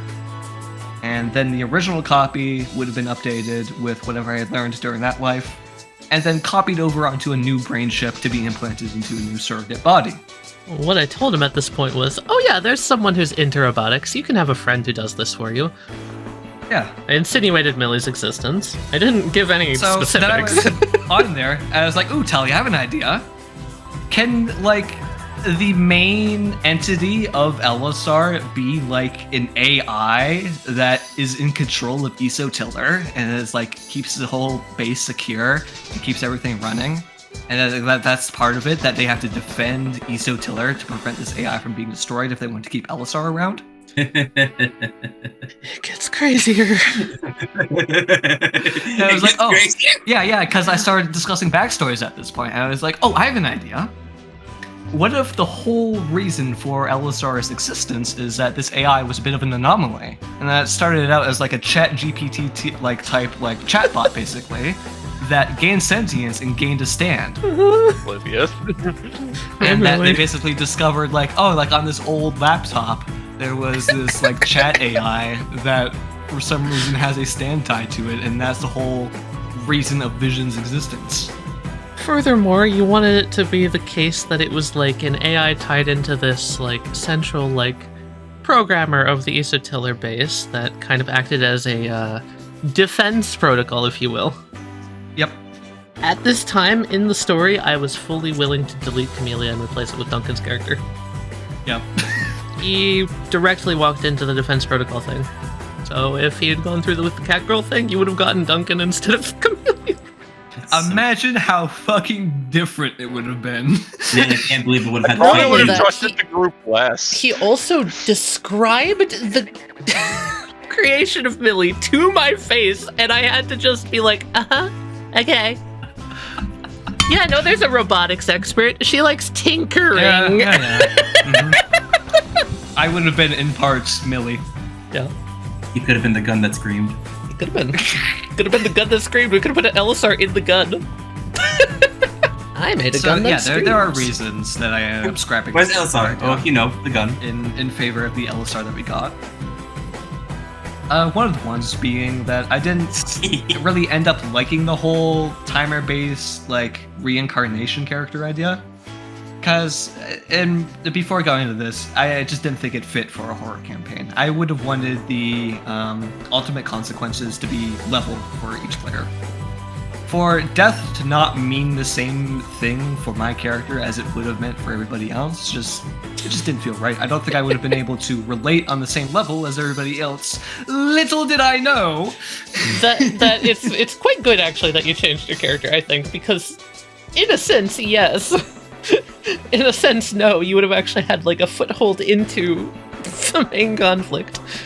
At that point, I was very unsure how I was going to integrate your revival into the story, but thankfully, didn't have to cross that bridge. No, we ended up with something completely different with Echelon. I love Echelon. What a fantastic character. I actually do have a question about Elisar. Gimme. Where was the origin of the idea of the fifth, and that being where stands come from, and that being like the place where people would just randomly walk into? Where's the origin of that? An easy answer. This was Tali's idea. Yep. This wasn't my idea. I kind of made the whole stand. I came to Tali like a couple of weeks before LM started. And I was like, man, I'm rethinking things. I need a new stand, like stat.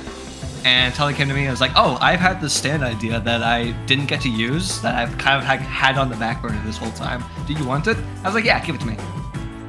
And it ended up being the idea of being able to rotate the objects to the fifth side. In an alternate universe where Part 3 ran early, I would have had a street view, which started in the first scene, that rotated to a fifth side, revealing a walkway and a small tree with a hole in the center of the tree and a journal there in the center of said tree. This was my inciting incident for Part 3. Jared knows the context of said journal. I'm not going to say that, but this was like the whole reason that Visions, at that time it was called Is the Is-R. That was the name. Wonderful name. Is the Is-R, is the Elisar now? Is the Elisar? Is the Elisar. Yeah, so it was essentially that you could see a fifth side of things. Kind of like the idea of the fourth wall, you could break the fifth wall.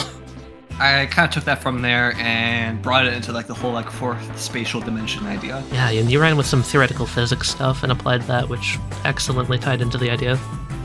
It was more of a supernatural thing at first, but you turned it scientific, and I love it. So don't think that Duncan didn't have a huge effect on what the stand did. He certainly did. One of the biggest changes that you did to it was the whole 25th hour thing, where you reincorporated your real-world timer idea. Yes. I'm glad that got to stick around. I love the 25th hour. Such a where cool we would have I fucking mourned it. above board hour to talk things out. Yes. It's crazy how short that is when you're actually in a session. Yeah, I fucking mourned when that ability left, because I'm like, I can't talk Bolt anymore. Okay, can't talk to. Duncan, I know that there's a new 25th hour afterwards, but Duncan wasn't the only one with an alternate character that could have drastically changed this. You know how, Jared, you almost had two Larrys? Well, yeah. Well, Amy's first character was also definitely a Larry. Amy, do you want to talk about the father of chemical warfare? Three Larrys. Yeah. So originally I was going to play. I forget what was the name, but I remember that song "Father," So where you could take compounds from the environment and slap them together to deploy them as gases. Any gas. If you have to use components, you can make the gas, and that could get to situations you can imagine. Wasn't his name just Father? Wasn't that going to be your Yeah, name? Father is the They named the Cyclotron song song. "Father." I thought that was going to be your character's name, and you were like, yeah, just call me Father. Which would have been so creepy. Call me Daddy. No! Call me maybe. But yeah, no, he was a walking war crime. But Sun was a very good game, very good story that raises a lot of existential questions about what it means to be being a human. Now, in the game's events, what happens from your point of view is you go in, you get this brain scan, basically like it's just described as just as easy as taking a picture, basically. After this happens, you immediately wake up somewhere else. You get out of this brain scan chair, and suddenly you are in this deep sea laboratory, completely unfamiliar to you. You have no idea what's going on. And it is revealed later that you are not the original Simon anymore, that you are this copy that was taken from this brain scan that you took. And I think that is such a cool idea that, like, the whole reason, like, one of the whole things that, like, they used for this reveal is this whole time you have been viewing yourself physically as human, but this has been an illusion, like a trick that his consciousness was playing on itself to kind of cope with the reality of being like an android at this point, is that he was viewing himself as human. That was one of the original tenets behind the idea of Elisar and his whole everyone pretending that he's a human despite him clearly being a penguin. That is why I had to plot point every single time I had to do something that a penguin would not be able to physically do, like, opening a door. So, Tali, you said that one of the saddest moments when knowing in hindsight was Elisar trying to take off his jacket. Oh yeah. No, because he's there and he's struggling and no one can help him, and he's so... You can hear the sadness and the desperation in Duncan's voice acting for that scene, and him trying to take his coat off, to me, is one of the saddest Elisar scenes in the fucking campaign. Because that was one of the things I was leaning into in those early sessions, is that when he was around the greenhouse, he was starting to go into heat stroke. Which is horrible. Because at that point, he had taken his jacket off in his mind, and he did not understand why he was suffering so much from the heat. Before he got onto the plane to go onto this mission, this was one of my original concepts, is that he would have had to go through a psychiatric evaluation to see if he was mentally fit for the mission. Because there are some other things that happen in his backstory, like I hinted on a little bit with Echelon, but there were reasons behind why he would have needed to have gone through a psychiatric evaluation, and the brain scan was a little hidden part of this evaluation. That he would have gotten the brain scan taken way, way, way before his involvement with Isotiller, and that he would only remember coming out of the evaluation, not the reason why he was going in. He would have only been debriefed on his mission after coming out of the brain scan. And every single time he comes out of the brain scan, in his mind, in his perspective, he is given a new mission. Which starts to get us into how United used Elisar, not as a person, but as an asset. Legal simulacrum representative. The LSR I project. think that somehow flew under the radar. Let's talk a little bit about Echelon, who he is. Echelon is by all means the same person as Elisar Sierpinski. Grew up in Poland, went in, got a degree, is a very accomplished, astute, thoughtful man, with one little issue. He's an alcoholic. That's typical in Poland. Maybe less typical for the scientific community, and still have to be like a trusted figure. Yeah, so he struggles with alcoholism and depression, and I set that up in the flashback during the South Pole setting in his office. I remember there were bottles all over the place in That's there. not the only thing that was going on here. So Duncan noticed it, I'm sure. So the 25th hour represents a mentality. This room isn't based on the 25th hour, the 25th hour is based on this room. This is his office that you would have seen in the 25th hour. The window that the desk would be at the top? Was in the top corner of the 25th hour, yeah. I just rotated it, so it wasn't immediately obvious. Yeah, now I see it. Because he would have been coming in at a different angle. Oh my god. Yep. That corner that Duncan described as his workspace was Echelon's actual physical workspace. Holy shit. He has an alcohol dependency, and he's a major part of the scientific community, but above that, he's also a father. I did get a little bit into that. The whole idea is that this became a problem because he was raising a family during the vampire apocalypse. That his alcoholism, he had gotten over the hump of it, but came back full force during that era. And he did say something very specific. I forgot who it was. It might have been to like Seika or Lucifer. But it was something that you might have felt was a little off color for the character. He said, I think to one of you guys, one of the most difficult parts of life is having people care about you. Oh. There was an era in his life where, despite how much everybody around him looked up to him, he was completely helpless to his dependency.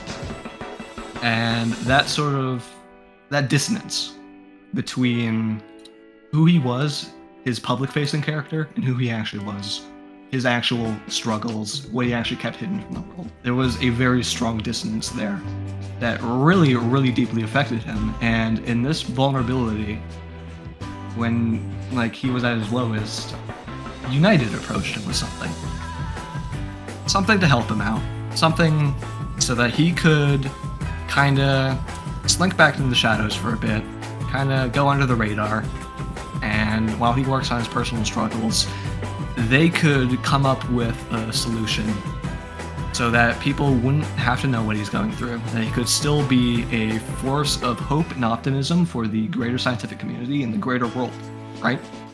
That's kind of fucked. They said, hey, we could take a brain scan of you and basically create a doppelganger of sorts, like a clone, basically, an AI, right? That would be able to, for his sake, it'd be able to like answer emails from like using his personality and his perspective and his knowledge, be able to answer his emails. It would be able to do all this kind of like medial work for him. It would be able to like, like answer like Zoom calls, go on like camera and like not in-person meetings quite yet. We'll get to that. Oh, we will get to the in-person meetings. We will get to the speeches. But it started out as this simple idea. It's like, hey, do you want like a bot that can answer emails for you?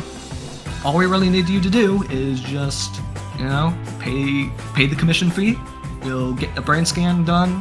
We'll get it all sorted out, and you can just focus on you. Focus on being like a family man. Like, take care of yourself. Take care of your loved ones. We got this. Don't worry. And that's what they approached him with. At a point during this, why that whole kind of philosophy of the most difficult part of life is having people care for you. This was a part where he was deeply isolating himself when he took this brain scan.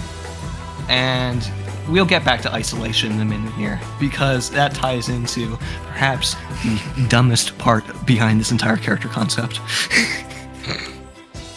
Which is ironic, considering that this is probably the darkest part of LSR's backstory. I think it's awesome.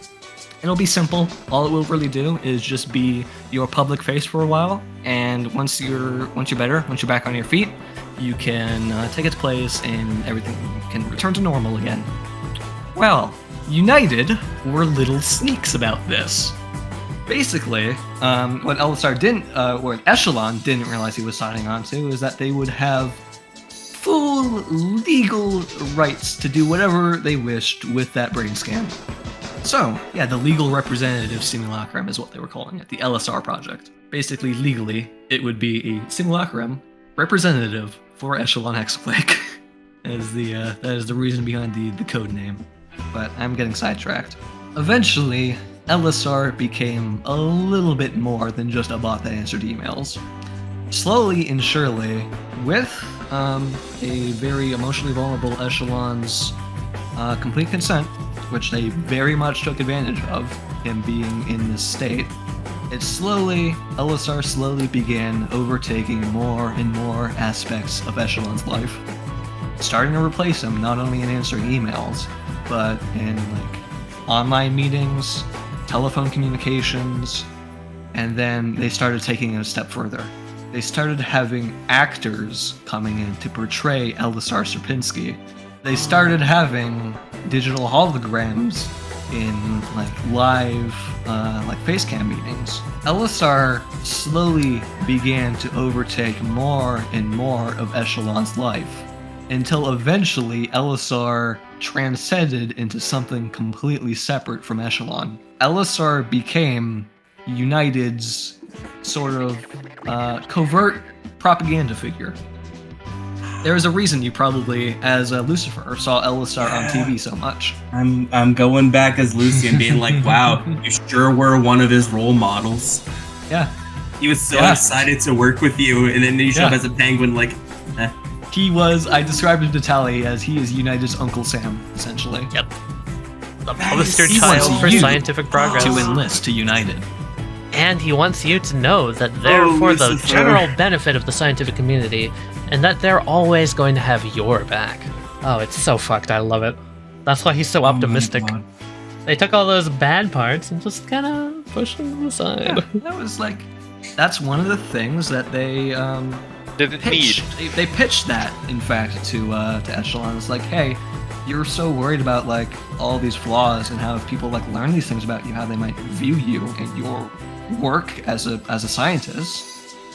So we could, just remove those parts of you and have those something that you don't need to be worried about in your public-facing appearances. And it started going from like, oh, we can have LSR take your place in like all these things like boardroom meetings and all of that, while you can focus on your family. And went from that to being like, oh, you can continue focusing on your family. Don't worry. LSR we'll take over your spot in the workplace.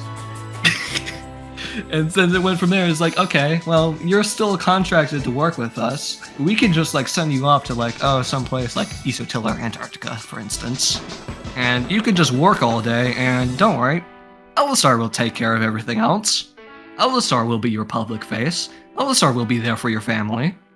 So it turned into that, basically. And that's why Echelon, in the end, there was a moment where he refused to go into Circle and Square, and that's because he deeply, deeply resents Elisar and how he sort of United's betrayed him through Elisar, how Elisar has now become the greater Echelon, his surpasser, his successor. That's really fucked. Oh yeah. Man, a funny penguin character really does hit the heartstrings hard, huh? Everyone just being like, man, why is he a penguin? Are you sure you want to know? Are you sure you want to know? Oh, I have been waiting. I have been fucking waiting to, in this universe specifically, start bringing in heavier cyberpunk elements.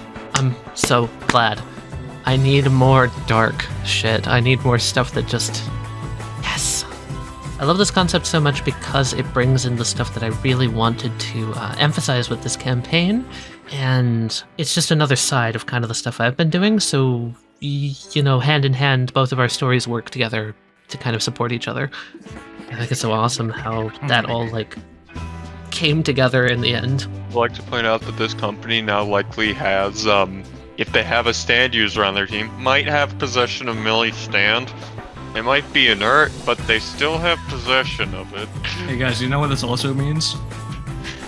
You are likely going to be seeing Elisar go about his business completely normally in Campaign 2. You know, a different Elisar. You know, they're Elisar. Because he's expendable at this point. Oh yeah. He's replaceable. He is they just, have backups. They have backups. They save his mind, basically his brain, his personality and identity to the cloud, and they can copy it and, you know, put it on a brain chip and then like surgically implant that brain chip in as many surrogate bodies as they want. They can have infinite Elisars, an army of them, in fact. I was about to say, I can't wait for us to just walk into a room and like 27 Elisars Lucifer! stand up and look at us. Lucifer! Fucking Dr. Coomer scene from Half-Life 2 Yes, AI. exactly. At that point, open fire. Oh, Duncan, and the best part about this is you've given me a wonderful tool with this because Elisar isn't the only one that's got a scan. Oh, yeah. That's an interesting thing, though. Like, it wouldn't purely just be like Elisar clones. It would also be like other people that don't United to hire on to basically take his place. Did you get a brain scan before you left? There's a reason he looks so much like a generic scientist. I love fucked up corporations. You know, just a little bit of makeup, just a little bit of cybernetics, and you can barely tell the difference, especially when he's like far away on camera or something. Why Elisar stated that part of his mission was that part of the mission that he was not supposed to tell other people about was that he was meant to be picking up the footsteps of one Echelon Hexaflake, discovering what happened to him and picking up where he left off, essentially.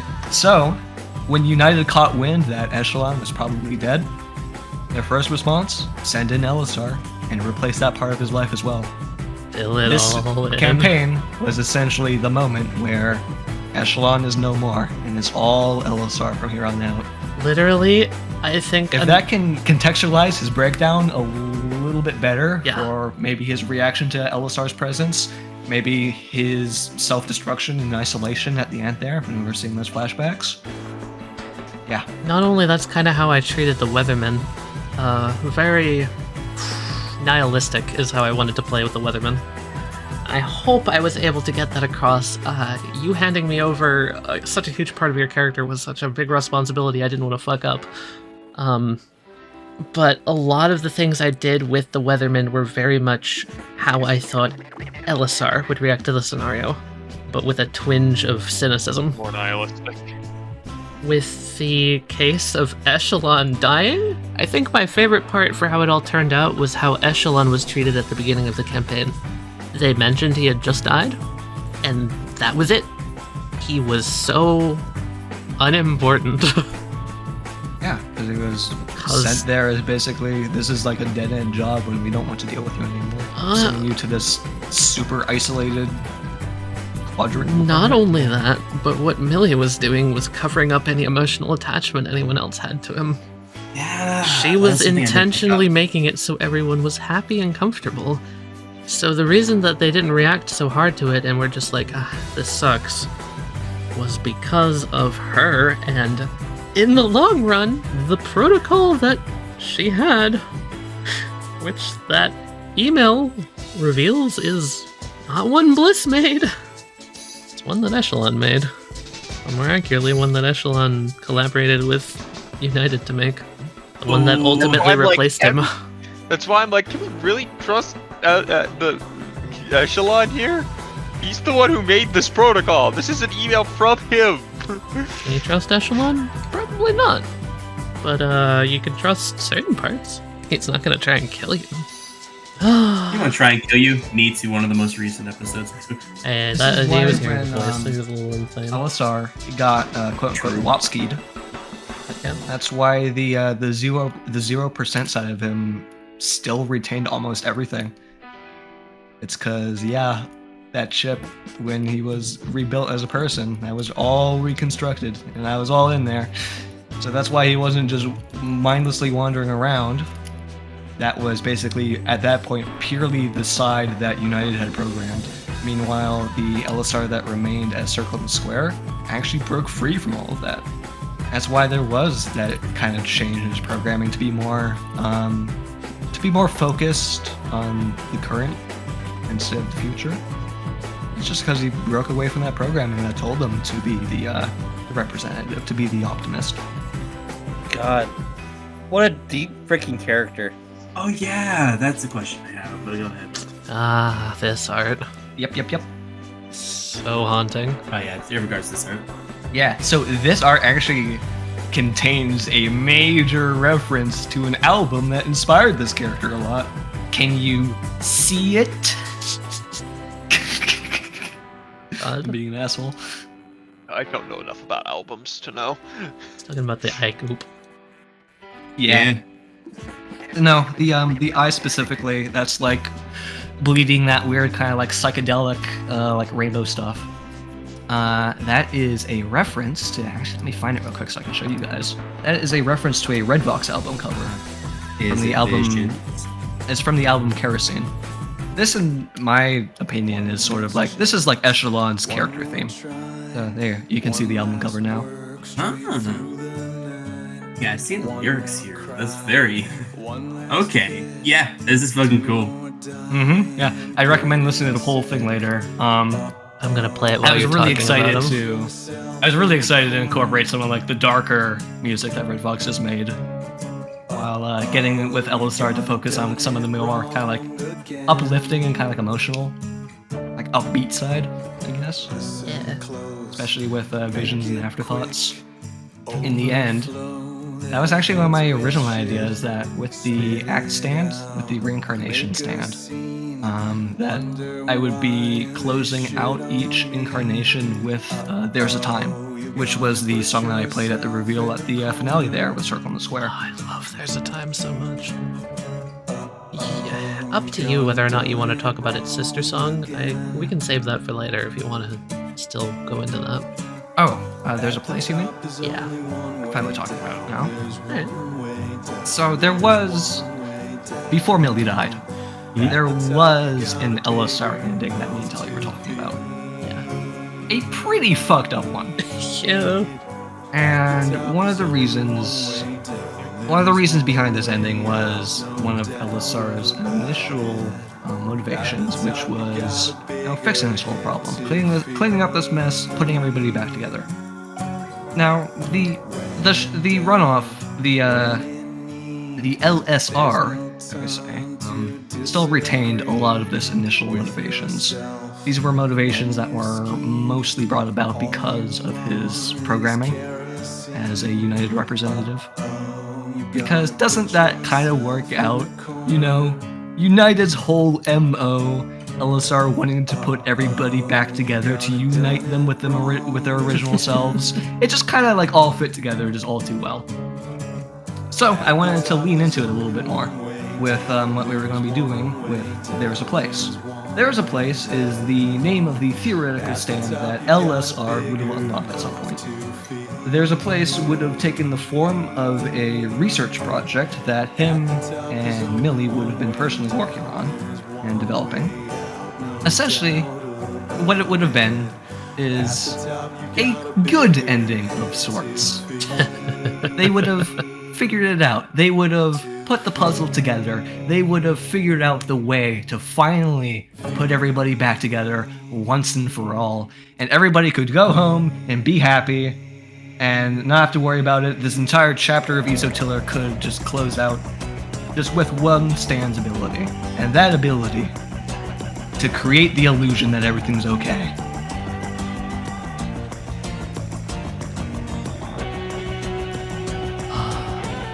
Literally working with Millie to give everyone the happy ending they wanted.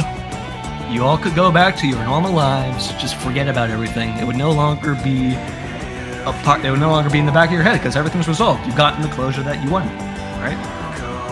It's fucked. Mm-hmm. Meanwhile, in reality, nothing would have changed about Isotiller. Everything would still be the same.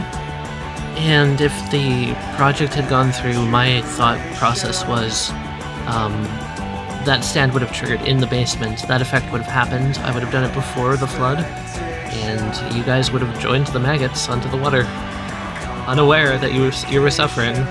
So I was going to play it out. It would have felt very strange because it would have felt like a cop-out ending. Yeah. And that is what I would have ideally would have sparked people's suspicions about it. Because it feels like everything's just working out too well. And me and Tali specifically talked about if they had actually brought this concern up with Circle and the Square Lazar, because he still possesses visions in some means, because visions is what lets him see through the illusions in the first place. Yep. Original Circle and the Square Lazar would have been the hard counter to There's a Place. And that's where we would have brought in There's a Time, which is sort of There's a Place is sort of the running and hiding song. There's a Time is the acceptance song. With Oblivious, I really wanted to seed that too. Of everything of her not trusting LSR was building up to that. She didn't know why she didn't trust him, but she just felt like he was off. There was going to be a moment too where I, as Circle and the Square Lazar, would have actually gone against that. Which, it wasn't really a scene that in a sense, you kind of did in the scene. You went against the I tried thought. a little bit. But I specifically wanted a scene where I talked to Lucifer and be like, I have no idea why Oblivious is talking about that. Please, just, for the time being, just trust him. LSR, Circle and the Square Lazar in that scene when Oblivious was talking about, he's 0% soul or whatever. He was mad. He was like, you cannot be sowing a distrust in the group right now of all times. Here's the thing. Larry was... I've seen what happens. Bolt's an example of what should be happening right now. He's not at all and Millie doesn't really have an explanation of why this is happening. And she also covered it up in such a weird way when you guys came back. Circle and the Square Lazar at the time was there are some parts of this that doesn't make sense. Nothing here makes sense. Let's not ask questions now. Let's focus on survival. Ask questions later. Larry would have said, if this had developed instead, Larry would have been like, Millie, drop the illusion. Just stop. So in a lot of ways, Circle and the Square Lazar is almost one-for-one Echelon. Not to mention the part where you felt that connection to Echelon. He kind of figured it out at the end that there's more here to me. There's more to why I've been sent here. It's kind of funny because now if we continue this whole story in Season 2, it'll loop back on itself. Where once LSR had usurped and replaced Echelon, now Echelon's kind of emerged from LSR again, and now it's going to loop back on itself, and he's going to be trying to take the one that's taking over this time. And kind of trying to make him a father figure again. Reclaiming his place. Get his kids back. Come on. Return to his family. I had this whole idea that kid. We're giving him the weather pro. That his wife would also be involved in United as a teacher, and that she would be in Mexico. Like I had this whole idea. I didn't really get to explicitly state much Oh of it. god, that's a character. I had ideas there. That Interaction. would be interesting because there's a chance that Lucy could have been a student. Yeah. Like my idea was that like not necessarily just Mexico. She could have taught all over the world. Because the idea is that they're both explorers basically. The interaction I thought I had, my immediate thought is if we're giving you the weather probe and it's going to be functionally Circle and the Square Lazar's kid, almost, that he is the one in charge of and teaching and all that. And it ends up being How is that going to interact with Hexaflake's actual kid? Now I get to tie in the original inspiration for this character. Oh my god, we're there. Is a video. Ah, yes! It's a bit of a meme. Yes! Post it. So, are you guys familiar with Werner Herzog? Not off the top of my head. Oh, great. Oh my Nihilist god! penguin. This is Werner Herzog. This is there's a insanity part of a among documentary. penguins. Yeah. I try to avoid a definition of insanity or derangement. I don't mean that a penguin might believe he or she is Lenin or Napoleon Bonaparte.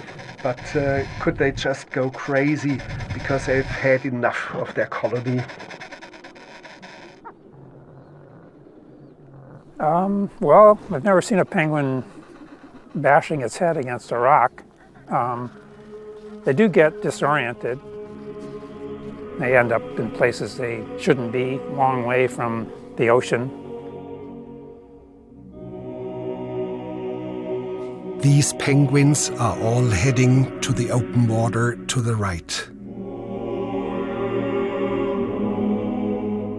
But one of them caught our eye, the one in the center. He would neither go towards the feeding grounds at the edge of the ice, nor return to the colony.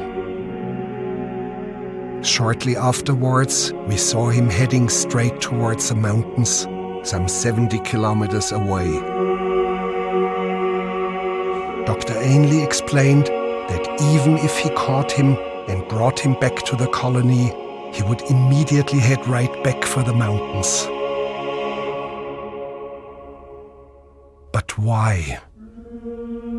Heading to the mountain, eh? Yeah, so this is why the Voice of Dead Ocean exists also. I'm going to the mountains, eh? Literally, this video, Duncan showed me this and I made behavior the voice system because of here, this. any of you guys? Deranged penguins showed up at the New Harbor This is the other way around, where he showed me this and I made it after. kilometers away from where it should be. But why indeed? Why indeed?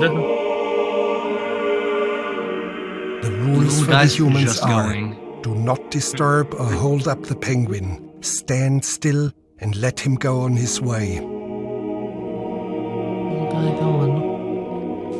And here he's heading off into the interior of the vast continent.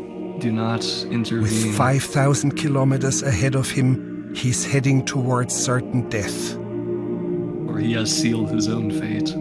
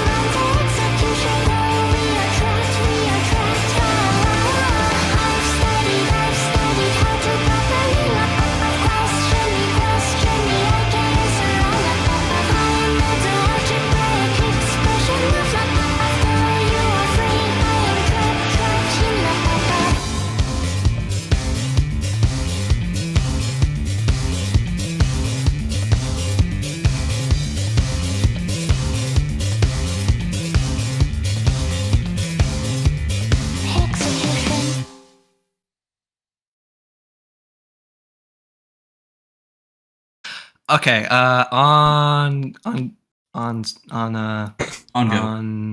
Encore. Just fucking count us in, goddamn. Encore. Okay.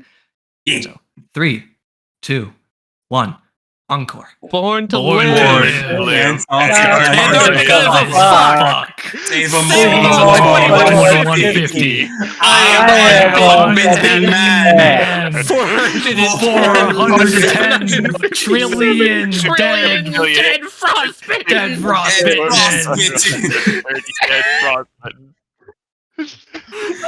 What happened to John Lennon?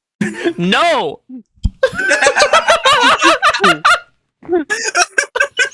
What did happen to John Lennon? Stop.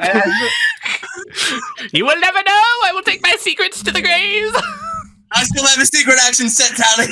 Yeah, we'll set your secret action in hell. We end the video now. Fuck off. Fuck off. Wait, this is being recorded? Yeah, there's a camera over there. Oh, I should have put more makeup on. I did Thanks not for install a camera into the submarine. Why is that there? Thanks for watching, everyone. Thank you for watching. Who brought the screen back online? Wait, we were live streaming? Oh, I'm sorry. I was projecting the sound of our victory into the ears of the righteous. Oblivious? What the fuck? I suppose I could stop being a submarine for a little while to express my gratitude to our kind viewers at home. It's the first time Elisar leaves the thing, just pops his head out. Oh, hello. Have you forgotten entirely that you're still farming titanium? Go! Farm, boy, farm! Farm! Click those tokens! Dude, why are you here? Skill week. It's gonna be a long submarine rhyme. I'm having a good time. I'm gonna Thanks for watching. I'm gonna open the door and jump out. Murphy, no! Bye. Yeah, let me get that for you. No. Yeah, that was fun. Anyway. Oh, that's beautiful. Oh no, we're going to crash! If someone asks you for a brain scan, you say no. Oh, hey, Lazy Bear, before we get back, I'll set up this little thing over here. Look, He points to the left where there's like an ice wall on the side and there's actually some scratchings on it and he says, a little scoreboard. Want to play a game with me? he's got a tic-tac-toe board set up. Oh, sure, I like winning. 700 games later.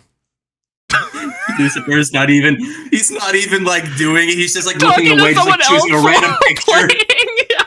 It's like the Keanu Reeves blocking with one hand. Murphy in the corner just like, I'm so glad I can forget this entire trip. Hey, you can't forget me. Sit down next to him. Wanna bet? My memory is unstoppable. My flames are stronger than God. So, guys, Yeah, that's What? right. Don't forget me. as far as money goes, I can support us for a good long while. Well, that's good. My bank account is tied to United. Peace sign. Are you one of those, like, tip-based streamers? I think what she's saying is she had an OnlyFriends. Seika just blushes. I'm not gonna ending get on your that. money out without hands. Well, as soon as Don't you need to Your only hands. for your bank account or Larry something? still thinks that we just hand out physical, like, cash and, like, dollar bills.